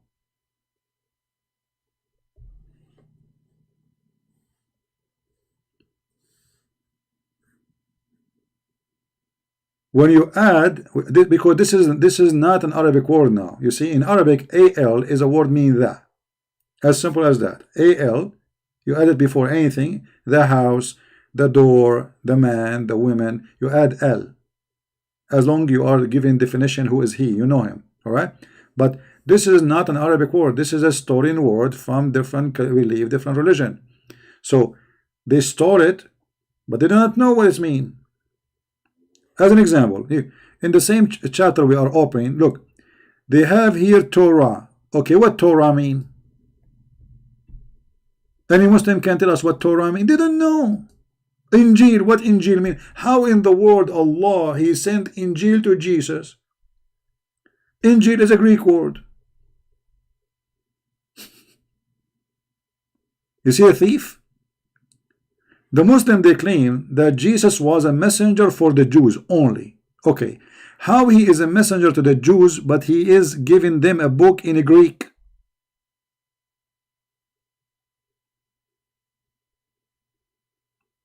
Are we listening? That's not only it is a disaster, it's stupid. Because this is a contradiction for the Quran.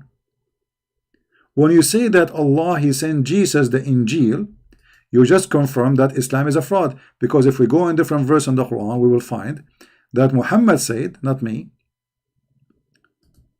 that Allah He never sent the messenger except in the tongue of His people.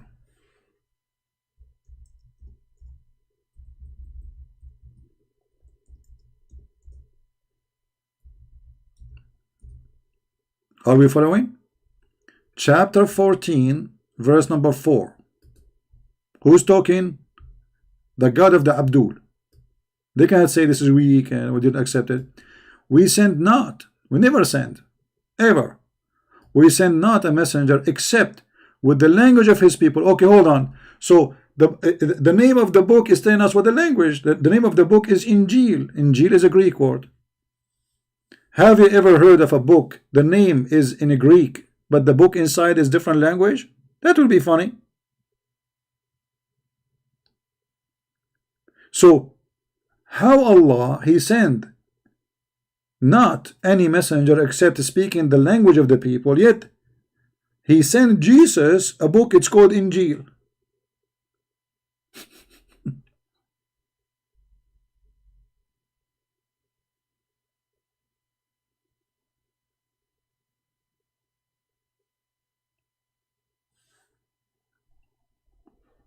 Stupidity. Muhammad, he got himself busted. Based on this verse, Jesus was a Greek, and he was sent to the Greek, and this is why his book is in Greek.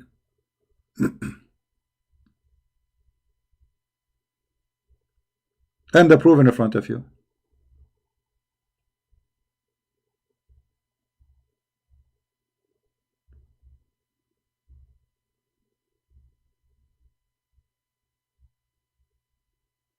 Stupidity is amazing. But this is what happened when you have a guy, he's a thief, he's a donkey, not educated. He copy, he posts in his book. Okay, he heard that the Christian, they have a book, it's called Injil. We call it Injil, but this is not,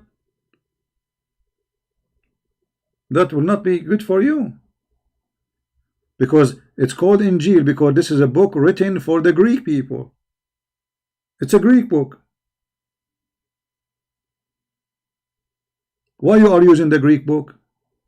And the funny, it is Allah who sent the Injil, not someone else. It's not like Muhammad saying it's called Injil. No, Allah He gave Moses the Torah and gave Isa the Injil.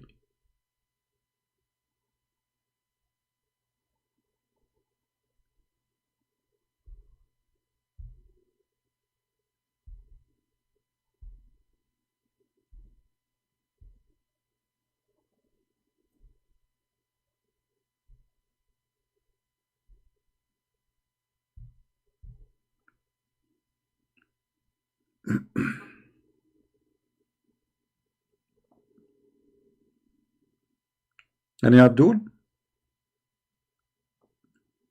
we are dry these days.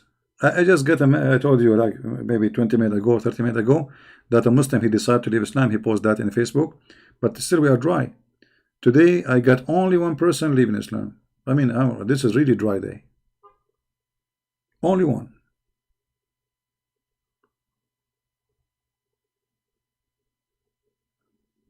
No, I don't think the name of Isa is coming from Isos in Greek. I don't think so. Because still there's a huge difference, you know. I believe that Isa is a son of a woman. Her name is Maryam. She is the sister of Aaron, which means he is the nephew of Moses and Aaron. If you go in the Old Testament, you will find that Moses and Aaron, they have a sister. Her name is Maryam. This is exact the same name as written in the Quran. And Muhammad himself, he mentioned in the Quran that Maryam is the sister of Aaron.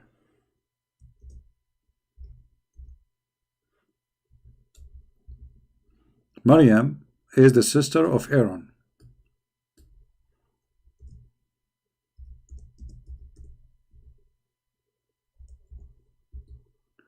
So obviously this idiot, he heard from the Jews that the daughter of the sister of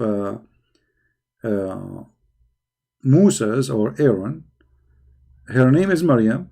He thought this is the same Maryam, and looked like they told him that she have a son. His name is Isa. So Isa is the son of Maryam, the sister of Harun.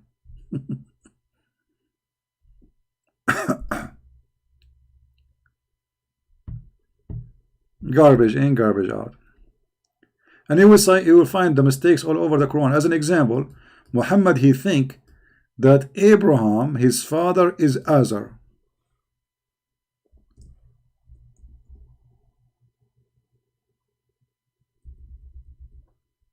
But all of us, we knew that this is going to be true. I mean, why the Bible will say different name?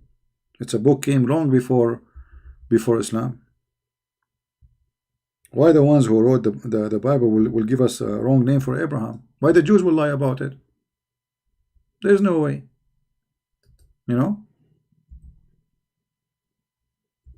It doesn't make sense.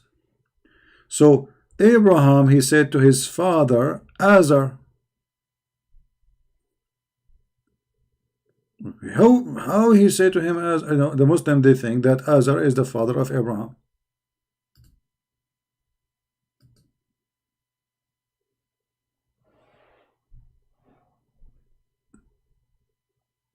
But where is the word Azar is coming from?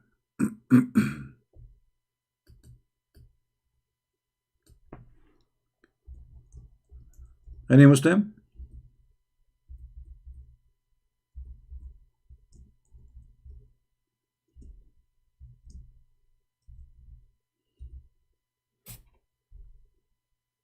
Any Muhammadan? Any comment?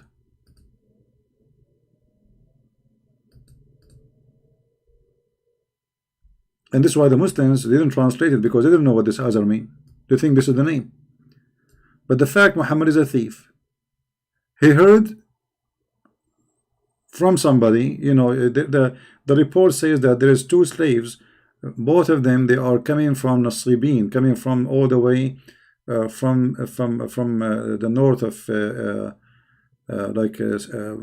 Iraq and Syria. So Azar is a word mean foolish.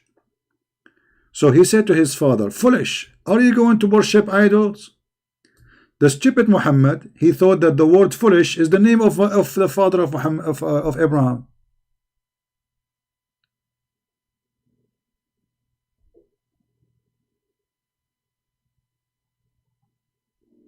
So read carefully and remember when Abraham, he said to his father Azar. Muhammad, no, he don't stop. His father Azar, he think that this is the name of his father. Do you take idols as gods? But the fact, this is not a name. This is the word means stupid, foolish. This is foolish. Are you going to worship idols? So the word stupid, idiot, donkey became the name of the father of Abraham.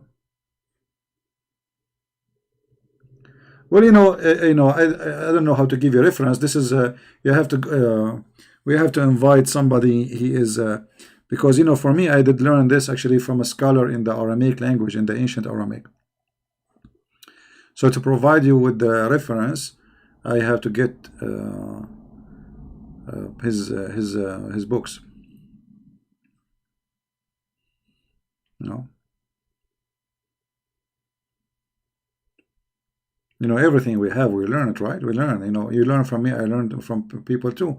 So knowledge is not something you are born with.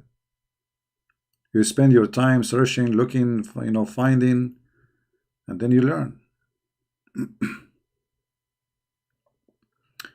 But anyway, you can go to anyone who speak ancient Aramaic, because still there is some people they do speak the ancient Aramaic until now, and they will confirm it to you.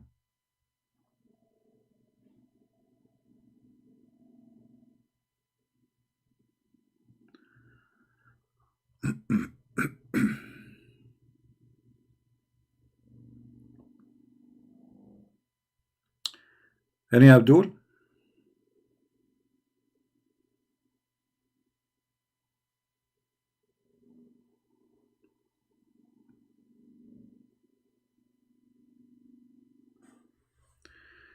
Be careful here. Look like we have a fraud person. His name is Nathan.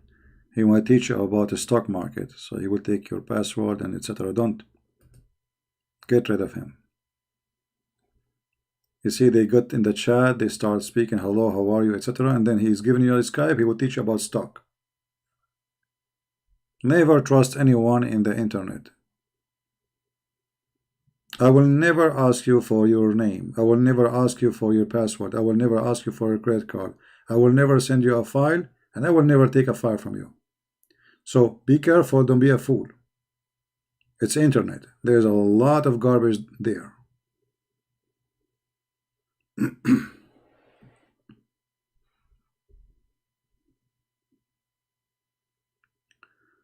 They call their god Al-Awlah.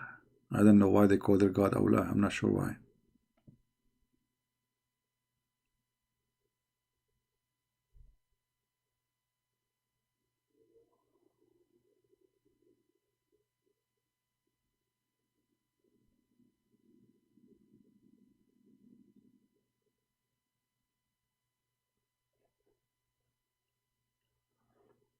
Yeah, never take a file from me. I don't send you files. And never think it's me unless you hear my voice talking to you and not recording, because they are evil. They can't do anything. They can cut my word saying hi in by voice. Send it to you. No, you have a conversation, real conversation. Like, ask me something and then you will get the answer right away. Fit with the question. Be careful. They can do a lot of evil stuff.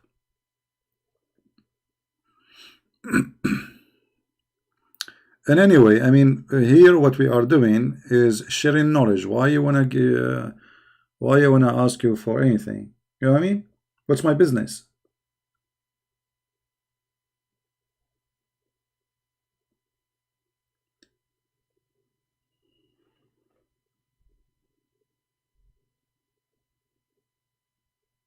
Do you have any other books you think is good to read about Islam? Well, Islamic books is the best to learn about Islam, but not Islamic books written to you in English, which means you have to learn Arabic, actually. You want to learn about Islam, you read Islamic books. All the garbage there. You can say 99.9% of my knowledge about Islam is coming from the garbage of Islamic books, which means Muslims are the one who taught me. But for them, they don't see that there is garbage there. They see that this is amazing.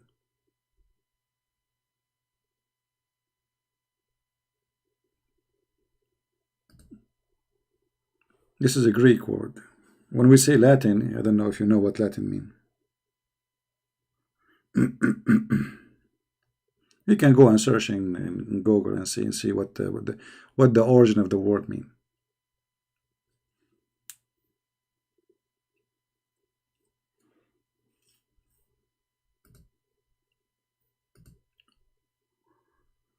There is origin of languages, and there is languages who follow.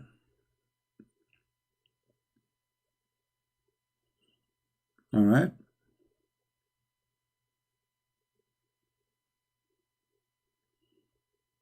As an example, Arabic is not a language by itself.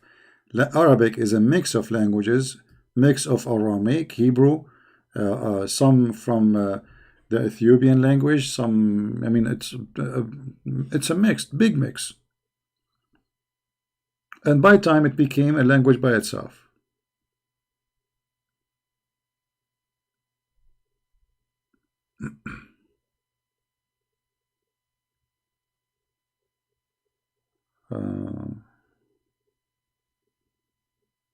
Adzan? What adzan? There's nothing such a word. You mean azan? Well, you know, what happened when they called for the adhan, they were looking for a way to call for a prayer. The Christians, they have a bell. The Jews, they have they have that trumpet, you know. The Muslim, they have to come with something.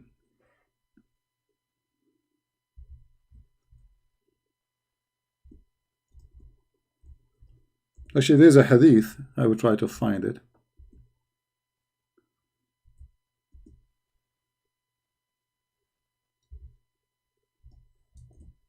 Let me see. They were discussing what to do. They told Muhammad, maybe we should use the bell like the Christians. He said, no, the Christians use it, so we should find something else.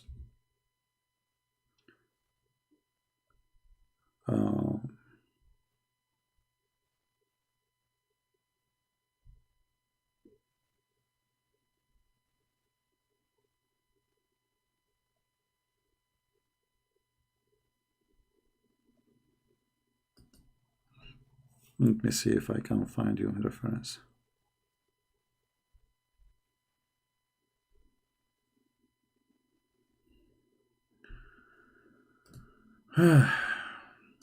It's not easy what I do, you know, but it's okay. Here we go. You know, like you have to have a very good, healthy memory to, I mean, to find right away reference to come to your head. The people mentioned the fire and the bell. What does that mean? They are proposing to Muhammad, let us choose this. Which one you use? Use fire to call people for prayer, or the bell? Huh? So they are suggesting to Muhammad to which one to do. All right. And then Muhammad, he told them, no, this is for the Jew, this is for the Christian, so I'm going to use the adhan in the order Bilal to do adhan. Let's see different here we go. Look at this hadith. This is better. I have more details. I don't know if the text is clear. Is the text clear, guys? When the Muslims arrived to the Medina, they used to assemble the prayer and used to guess the time for it. See, during those days, the practice of adhan for the prayer had not been introduced yet. Once they discuss this problem, see, where is Allah inspiration? Why Allah don't send a verse, do adhan? No, they discussed this problem regarding the call of the prayer. Some people suggested to use the bell like the Christians. Others proposed the trumpet or the horn like the Jews. But Umar was the first to suggest that the man should call for the prayer. So even the adhan is coming from Umar, not from Allah. Do you see it? Do you see it? A scandal. It's a disaster. It's a garbage. Even the prayer for the Muslims, it was made up by Umar, as you see. Umar. Here we go. And this is the hadith for those who like to save reference.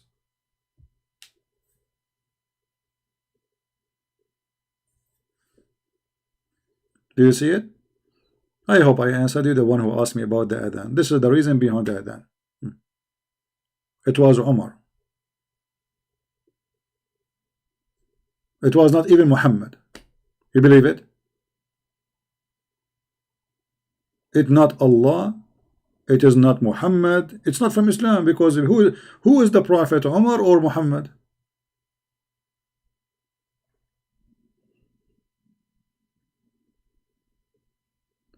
And where is Allah here? Well, he was taking a nap.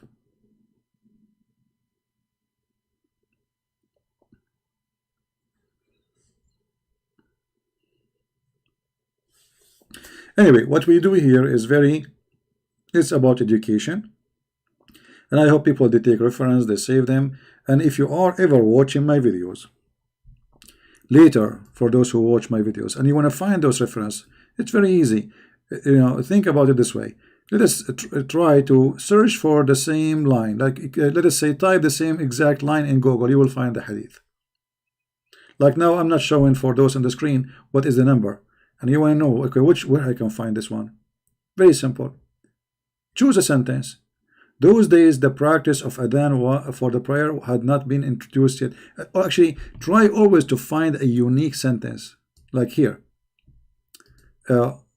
Once they discussed this problem regarding the call for the prayer, some suggest to use the bell like the Christians. Here you go. It's long, but will make you guarantee to find the reference. This is in case you did not, you know, you don't know how to find it, because we post the link here, but later the people download my videos and share it everywhere. All right. I mean, you see, you guys are lucky. You know, for me, when I was studying, we don't have computer and internet. First time I got a computer, I turn it on. I don't know how to turn it off. I said, what's wrong with this computer? I hit the switch again. It doesn't turn off. I thought there's something wrong. I took it to return it. They gave me a defect computer because I don't know what this computer is. I just get it, you know. So I hit the switch. It turned on. Okay, wonderful. And now I play a little bit with the mouse to see what this like. You remember the old days computer? They were like a woman. She have a baby in the 9 month. Very huge screen. So okay, I play with it. Okay, now I'm done. I'm gonna turn it off. So I hit the same switch. I thought the same as a light, you know, like the same as a stereo, the same anything. So I hit the same switch. The one I turn it on, it doesn't turn on. Doesn't turn off. Like, what the heck? I paid a lot of money for it. Something wrong with it. I turn again. Like, I hit it again. It's not turning off. Oh boy. Man, oh man. All this money was for nothing.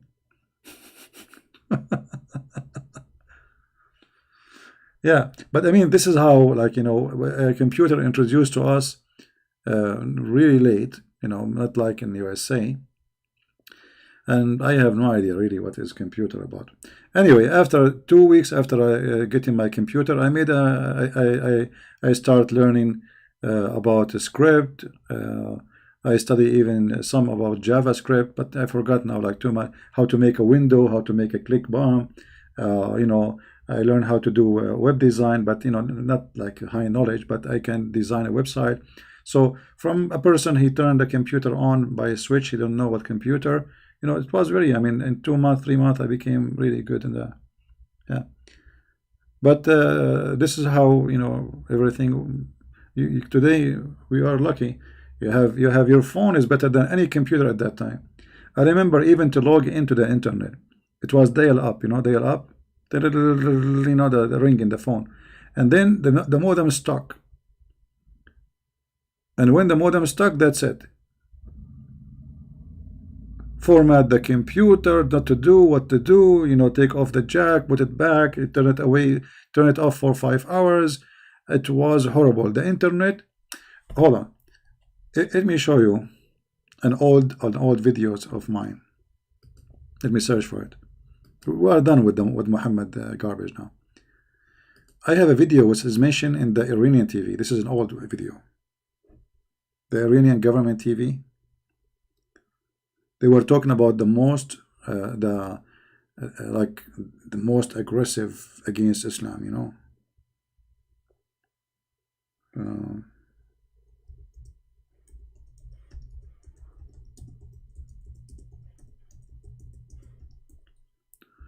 Let us see if we can find something.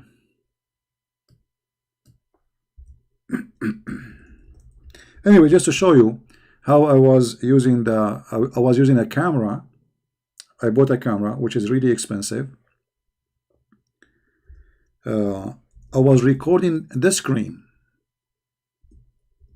by the camera. You believe it? Recording the screen by the camera. I'm trying to search in Google to see if I can find it.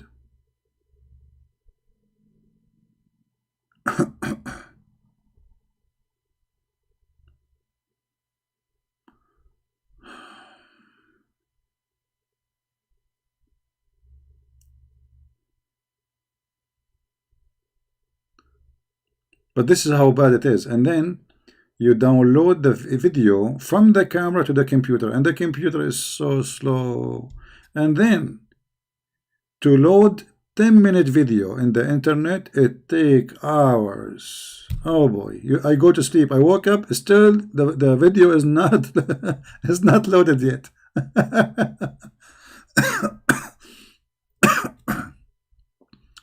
I know I cannot find the video.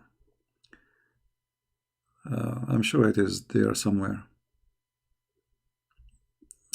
It can be found in Memory TV, because the one who told me about it, actually it was in Memory TV. He told me they are talking about your video in you know, it's Iranian TV. Oh, look what I found. I was looking here, I found this one. That's Hisham al-Husseini. What an idiot.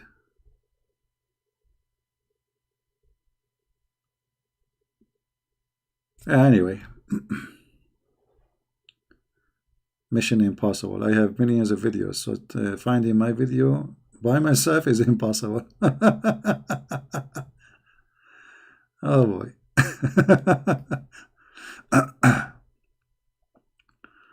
Memory TV. Memory, not memory. Yeah. Anyway, maybe you can find it. But this is how hard in the old days. Not like now. I mean, we have software. I mean, things is way easier. Like, and not only that, I used to use Google Translation to translate anything, because there's nothing. There's no hadith in English. There's nothing.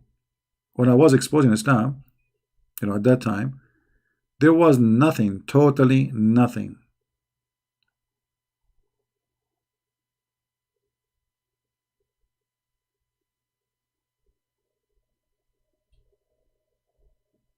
And then the Muslim excuse was, he's lying to you. This is a translation. It's not true, you know. Now we have their translation. Even we show on the screen, it doesn't say that, CP. Yeah. Anyway, guys, I think we have a good time for today. I mean, I searched my videos on the internet. I found, like, if you find a million videos of my videos. I mean, it's endless.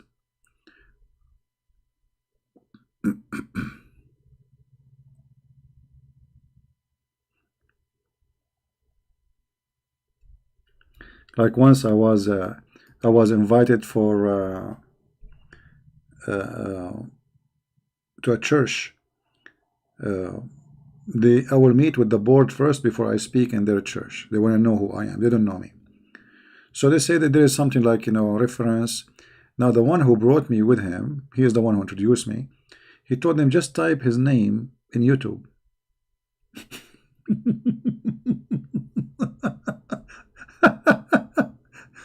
The bishop of the church, he starts scrolling with his iPad. All of these videos is yours. All of those. And he is scrolling the screen, and the screen is running fast, you know. And all those videos is yours. I said, you see, so nothing, you know. He can keep going until tomorrow, maybe next year, you know. Yeah, that was a very interesting meeting. Supposedly, I will speak for a half hour with them and 15 minutes. I think they told me, the guy who brought me, he said they will give you 15-20 minutes maximum. They are busy people, you know, and you have to explain what do you do. So use it in the best way to convince them. So we went there for like 20 minutes, 15 minutes, whatever. And then we left, I think it was almost 11 something, middle of the night, which means from afternoon all the way to the middle of the night. That's it. They want to go. You know, tea is coming, drink is coming, coffee is coming. Those guys, they don't want to go. You know. And the guy, he insists. He told me they will not give you more than 15 minutes. They were serious. You know. So you better use it in full. The guy who brought me, he said, I have to go. I can't stay here. You know, he said, okay, this is already 2 or 3 hours, you know. I have a family.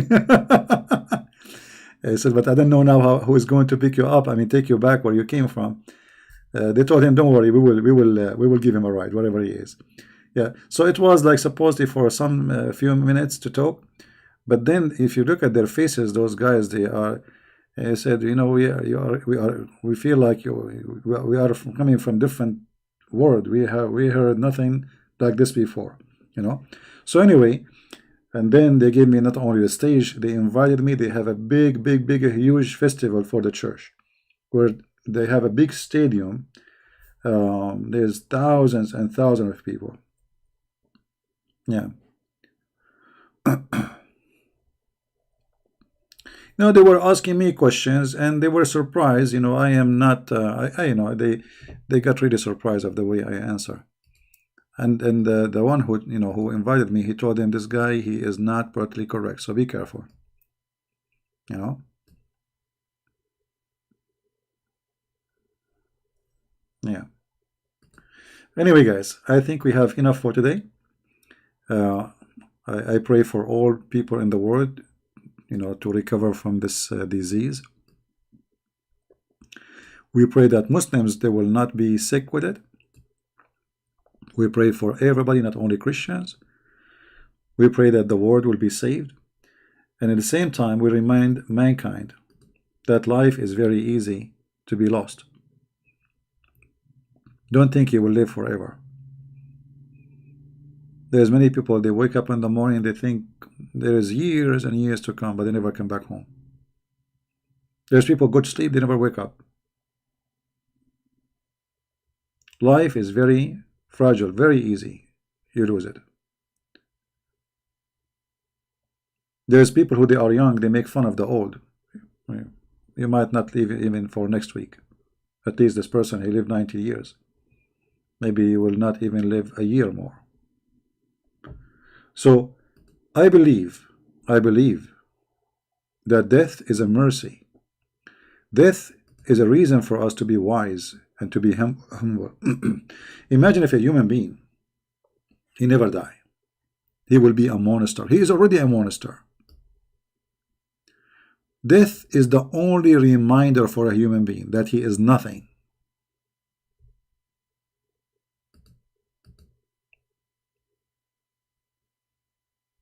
You see, human being, and actually I advise you from time to time to visit a graveyard, because that will make you wake up,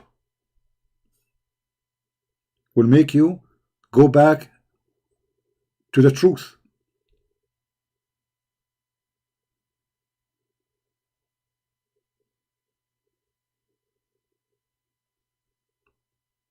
If you ever go to a funeral of a person, you will have a different feeling after the funeral. Something very special. That is the real you. Remembering that it is just about a matter of time, and then you will be in that hole too. The Messiah, he said, let the dead bury the dead. People don't understand until now what this verse means. Many people, they don't think deep. Let the dead bury the dead, because everybody is dead. You're alive, but you are dead already. So death is a mercy. Death is not against us. However, we have to appreciate life too.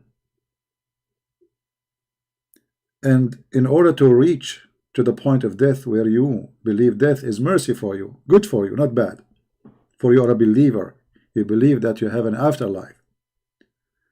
In order to reach that point, you have to appreciate what the Lord, he gave you. For what is given to you now is going to be taken from you later. And either is going to be taken from you and given to you back, and you live even better life, or you will be sent to where you deserve to go.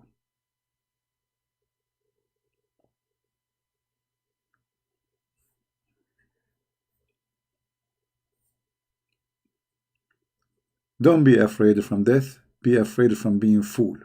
Lord will not make me live long.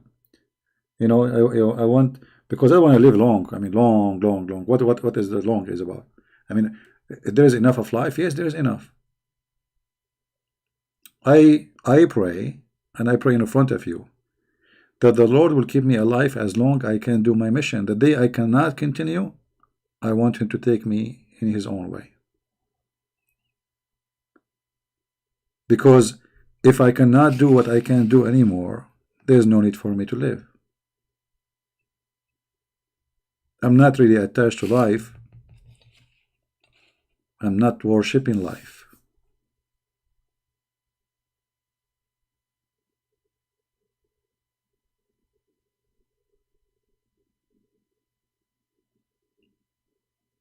It's like, a tree still standing, but there's nothing. There's no leaves, there's no fruit, there's nothing. What's the point of me being standing there? So my friend, always think about others, feel for them, pray for them, pray for your country, pray for even those who hate us. Be Christian. Remember not to fall into the hate game, the Satan game of hate. Pray for the Muslims. They are suffering badly now from coronavirus all over their countries. Pray for the Chinese. Pray for the Hindus. Pray for the Buddha. Pray for the atheists. Pray for the world. Because prayer at the end, when you pray to others, it is for your benefit. You will stay a better, healthy, at least in your mind. It releases all the bad things from your heart, your anger. Imagine praying for your enemy. That's what Jesus said. But nobody asks himself why we pray to the enemy. The fact you pray for the enemy because that's even better for you. You live better. You don't sleep with your anger. Even scientifically, that those who have a lot of anger, stress, because anger brings a lot of stress. Hatred not only brings you stress, it can drive you crazy. When you release yourself from the anger and the hatred, you are really, really healthy. You sleep well, you eat happy, you live happy, because you are free. Hatred and anger and revenge is like a slavery. Somebody is holding you from your neck, controlling you. You do this because you want to take revenge. We want to take, we have to do this. We have Allahu Akbar, because this is how Satan, he control you. He make you a tool in his hands. You are not even the same person anymore. Hatred is destruction, and love is a solution. This is why if you go to villages, like when I went some countrysides in Asia, as an example, the Philippines, I found people are very poor, but I mean, look at them. They have nothing really, but those people, they are happy. Look how they welcome me, and look at their smile. Their life is so simple. They hate nobody. They have no enemy. They live good, and they are not poisoned by the city. And I'm not talking about air and pollution. I'm talking about being corrupt, being a fraud. Very simple people.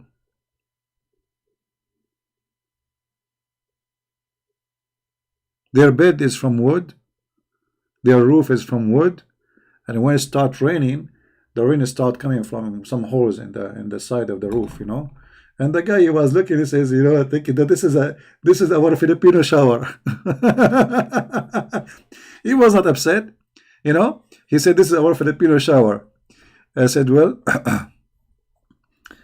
good to have a house anyway, He's happy, and he is healthy. He have all those coconut trees around him, the kids playing outside, very beautiful, nature. So you see, maybe you might think that they are not blessed. They've been taken, they don't have anything, they don't have electricity. But God knows what will happen to them if the electricity enter to their house. Very simple life. You know, they eat from the trees around them. They have a caribou, like a cow. You know, they plant better than those who live in the city. You know, you go to the big cities in the Philippines. I mean, what kind of life? People rent little tiny room, and then they work the whole month to pay the rent for this room. Go and live in a village. At least you live healthy. You die healthy. Why everybody is dying to go to a city? Because a human being became like a mosquito, you know, attracted to the fire. You know, the fire have a light, so the mosquito go inside the fire, think that this is light. This is not light. You spend your life working like crazy, and you accomplish nothing in those cities. And then because life is tough in those cities, the cities will drive you to a corruption, because your money you make is not enough. You want more.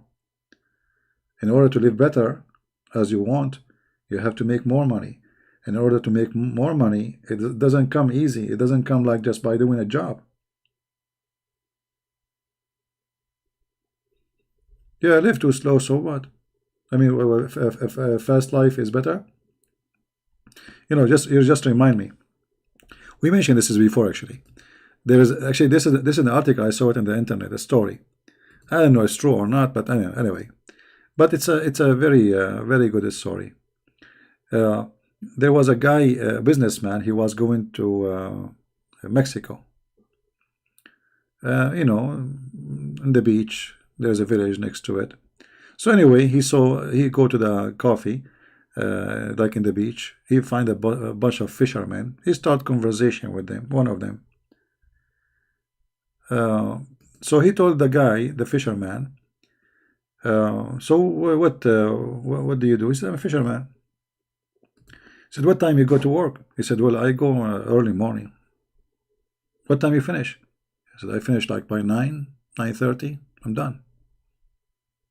He said, then what you do? So I come here with my friends, sit in the coffee. You know, I sell my fish, give them the store where they buy the fish from me, and then I come and sit with my friends. So the businessman, he says, why you don't fish all day so you can make more money? The Mexican fisherman, he said to him, okay, and what is next? He said, if you fish all day, you make more money. Then after a few years, you can save good money and you can buy a big boat. I said, okay, and what is next? He said, then after you buy a big boat, you save more money, and then you buy 3, 4, 5 boats. I said, okay, what is next? He said, okay, after you buy many boats, you have many people, you have a company and corporation. I said, okay, and what next? He said, then even you can have your company became so big for fishing, and you have a stock market. You became billionaire. He said, okay, then what next? He said, then you come here, relax you sit in the coffee, drinking your coffee in the beach, you do nothing. I said, I'm doing that already now. He's doing this already now. So he want him to work all his life, destroy his health, to sit in the coffee, to drink coffee. Well, he's doing it already. He go in the morning, work 2 hours, 3 hours, and he come back all day with his friends, drinking coffee and laughing, and they are happy. You see how they corrupt you? I'm doing it already. The guy who is a businessman now, he is retired, but he spent all his life, and now he cannot swim no more. You know, he have a 1,000 bill if you have to take with him wherever he go. Maybe you have an oxygen. You cannot. So this is what people do. They work all their life, and then when they have money, supposedly they want to go and have fun. But you cannot have fun no more. You became so old. You need somebody to carry you. So he was advising the Mexican fisherman how to have a company. Okay, what he will do with the company at the end of the day, he's going to die. All what he need, he have. He's happy. You're advising me all of this to do, to go back in the beach and sit in the coffee. I am in the beach, I am in the coffee.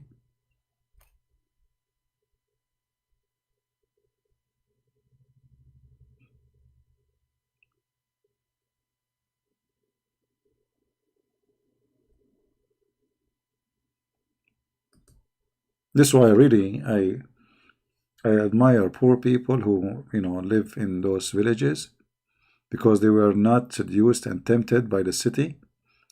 They stay strong in their town. They live better. They preserve their honor. You know, because when you are poor and you go to a city, you will be humiliated. They will give you the lowest of jobs. They will take advantage of you. And not to mention, pimps and gangs and crimes and you name it. Live in your town. Preserve your dignity. If you work in a city for somewhere for some time, save money and go back to your town. Don't be a slave of money forever. Buy little land in your town, live there, build a house by your hand, and you are just wasting your time. You will end in nowhere. Like you will find, many Filipino. I spoke to them. They are dreaming to go to America. I said, this is how funny it is. Americans are dreaming to go to Philippines, and you are dreaming to go to America. Why? Because for them, they want to have that big TV, they want to have the car, they want to have etc. But they don't know that American, they wish they can go and live in the Philippines. And they go and live in this wood house. Actually, there's many American. They have wooden houses in the Philippines. They have literally wooden houses like villagers. Human being, my friend, never go satisfied. You will find an Asian people taking whitening. They want to be white. You will find the white one. He sat in the sun. He want to be dark. I mean, what's wrong with people? Because nobody is satisfied. The white want to be darker. The darker want to be whiter.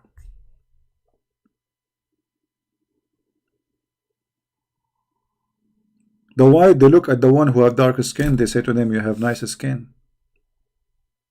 The dark, you look at the white. He says to him, I love white people. I wish I am white. What's wrong with you? Why? Because a human being don't appreciate what he have. Why a human being want to take a whitening? I mean, this is an insult to you. Not only it's poison, you do not know what they are giving you. I mean, obviously it's doing something to your body, isn't it? So you waste your money, and okay, you got white, and then what is next? You go in the city, in the Philippines, in cities, nobody is Filipino no more. Everybody became white. You stop taking medicine for a few days, okay, you became Filipino again. What is this? That is the corruption. You should love how God He made you. If you are an Asian, who said that Asian are not beautiful people? Who said that if you are black, you are not a beautiful person? Who said if you are? I mean, all of us, every ethnic, they have their own beauty, and we get ugly when we don't want what God He gave us.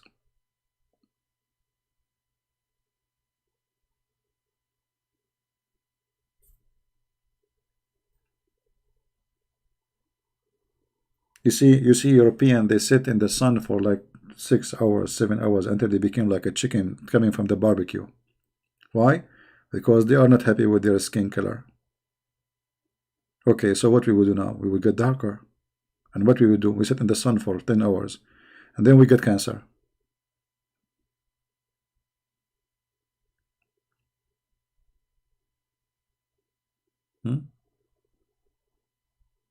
I mean, the list goes for, tons of things corrupt a human being.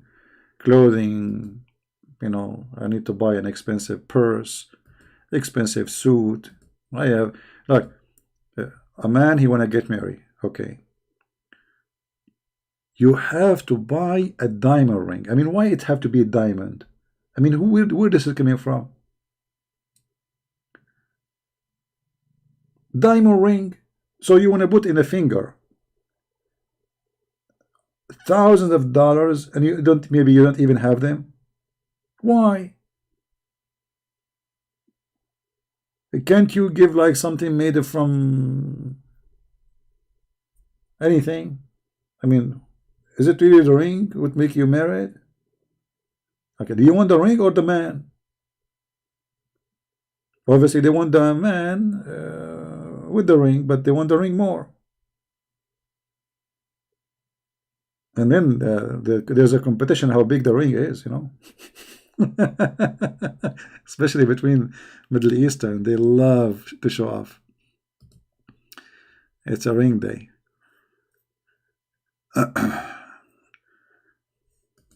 Well, if I get married, if ever I get married, I might give her, let me see, I will go to Walmart. I will buy maybe a ring like for $5, you know, and after a few weeks, it get rusty, she will throw it away. And then she will have no ring. Bingo. Why she have to have a ring anyway? So she can hit me in my face, give me a box, and leave a ring mark? Hello?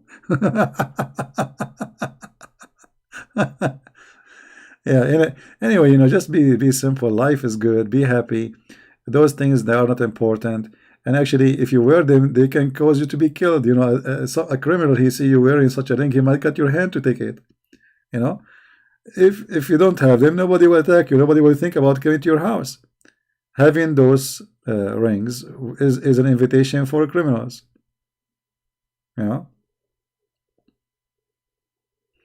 know, when I was away abroad, a bunch of teenagers, they broke into my house, and I think they wanted to leave the nation, but they did not.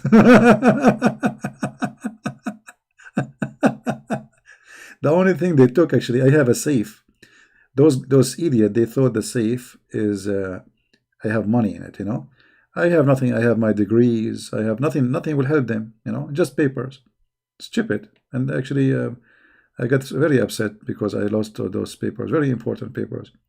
I put them in the safe, so if there's a fire happen, etc., you know, they took the safe, and I can imagine how many hours they spent to open it, and then they got nothing inside. Yeah.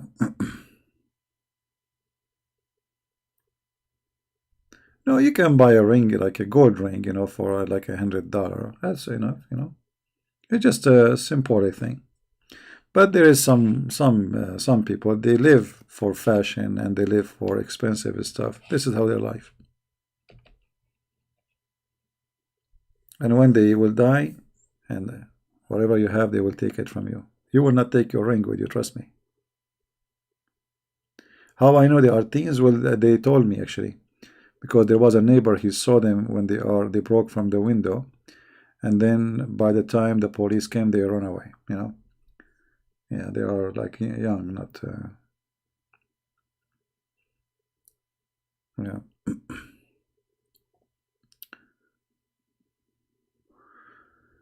My grandma, used to say that PhD meant bullshit.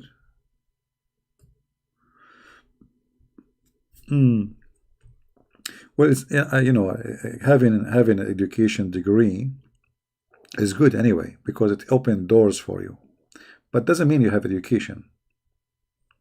You see, your degree is required for certain jobs, right? So if you have degrees, that open opportunity for you. So degree is good. I encourage people to get degrees, but degrees is something and knowledge is something else. And you know, there's depending on the degree too. Like let's say you have an engineering degree, we learn about engineering. Anything else you don't know, right? So you have only one field of education. If somebody speaks to you about religion, if you don't educate yourself, you know nothing. History, nothing. Politics, nothing. You know. So degree doesn't make you educated. A degree give you education about one branch as a career, so you can make money.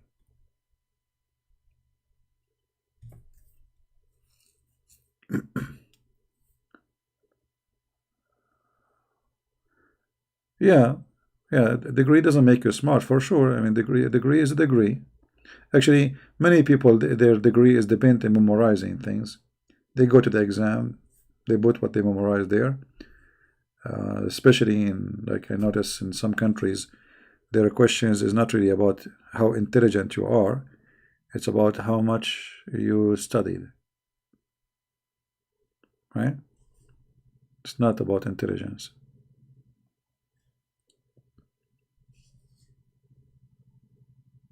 But always I encourage people to earn knowledge, to earn degree, because degree can open doors for you, get a good job, you know. If you have no degree, then you will work what? You will do the handy jobs. Now handy jobs can, like if you live in America, actually you make a lot of money. If you are a plumber, man, you make money like a doctor or electrician. So there is many jobs actually. They can give you very good income and give you a respectable life, So you have to get into what you think is good for you, something you like. Do. If you want to do a job, try to get a job, especially if you are young listening. If you are like in your 18, 17, try to learn a career which you like. Because remember, you will spend your life working in this career for the rest of your life. So if you like electricity, well, learn how to be an electrician. You like plumbing, okay, air conditioning. Actually, those kind of business, they are very good. Not necessarily having a bachelor degree will make you earn a good money. Not necessarily. A plumber can make way more than a person with master degree. I have my master degree. What my master degree taught me? Nothing. Zero. Anyway, I think it's time for us to go. I want to say thank you guys for being here. Watch around for Corona. When you go outside, you shake hands with people, etc. Don't kiss, don't hug. Wash your hands before ever you touch your mouth. Don't make a mistake like you go in the mall, you hit the bump for the elevator. God knows how many people touch it, who is sick, who is not, because things is going out of hand. And I believe strongly that the numbers they are showing us in the news are far away from the truth. Always government, they try their best to control the panic so people will not go crazy, and they give you the lowest numbers they can, because that can affect, imagine if things really go out of hand. Stock market can collapse, banks can close, crimes can increase, things can go crazy. Towns will be empty, streets, nobody is there. So things can go really bad, and maybe it's a good opportunity to buy and save some food in case something wrong, crazy happen. You never know, because obviously until now they have no idea how to stop this virus. Nobody knows. Not even in America, Like, look at those stupid administration. They brought all those Americans who used to be in the cruise ship, and supposedly they put them for 14 days isolated to be sure they are not sick. And then later they discover that this disease, this illness, this virus, can stay and without any symptoms for 27, 28 days. You believe it? And not only that, those who received them in the airport, they were wearing no gloves, no mask, nothing, You believe it? This is America. I mean, people are dying from this disease, and they knew they are sick. They knew, like, some of them, they are sick, and yet they did not wear gloves. They did not put masks. They did not take any, extra, what you can say, crazy, very crazy. Yeah, it might go out of hand. You never know. I mean, obviously, don't you see? Obviously, there's something very bad happening, and obviously behind doors, they don't know what to do, because all medicine they have is not working. Look like it that it is your body who decide if you will die or you will live. If you have a good immune system, you survive. If not, you die. Obviously, their medicine is not functioning. You know? Yeah.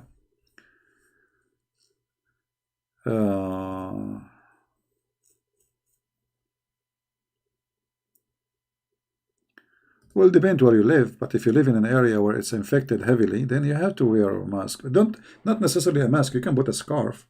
I mean, mask is just a joke. What mask? If you have a scarf at home, put it around your face. It's better actually than a mask. It's not about being worried. It's about being careful, my friend. Be careful. Be careful not only for yourself, so you don't bring disease to your family. You know, you will be hurt more if you see your son dying. So if you don't care for yourself, because let us say you are brave, right? Okay, you are brave, but what about your kids, your family? You want to bring death to your home?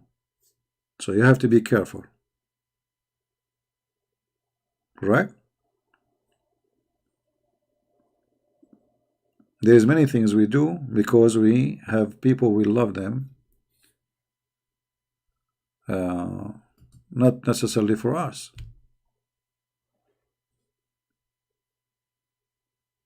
For the sake of people you love, you have to be careful. Good?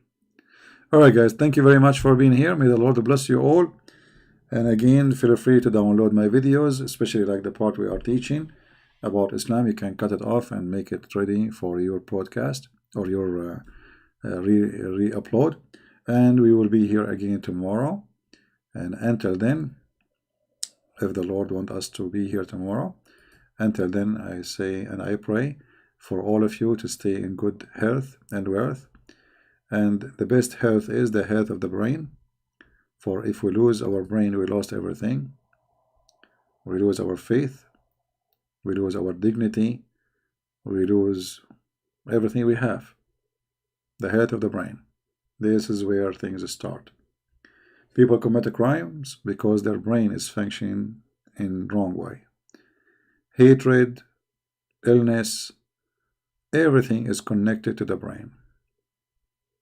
And there's many people, they are really ill, but they don't know. Because their brain convinced them that they are healthy. But in fact, they are ill. So we pray that the Lord, He provide us, He protect us, He protect Muslims, Hindus, Buddhas, Jews, atheists, everybody. He provide to them so they might choose before they die to believe in Him, and they will be saved. We pray for countries, they are suffering from this disease like China and all other countries like Iran. People there, they are in chaos and things is getting really ugly. And we pray that we will not have what they have to. And with this we say Amen. Thank you and God bless. Take care.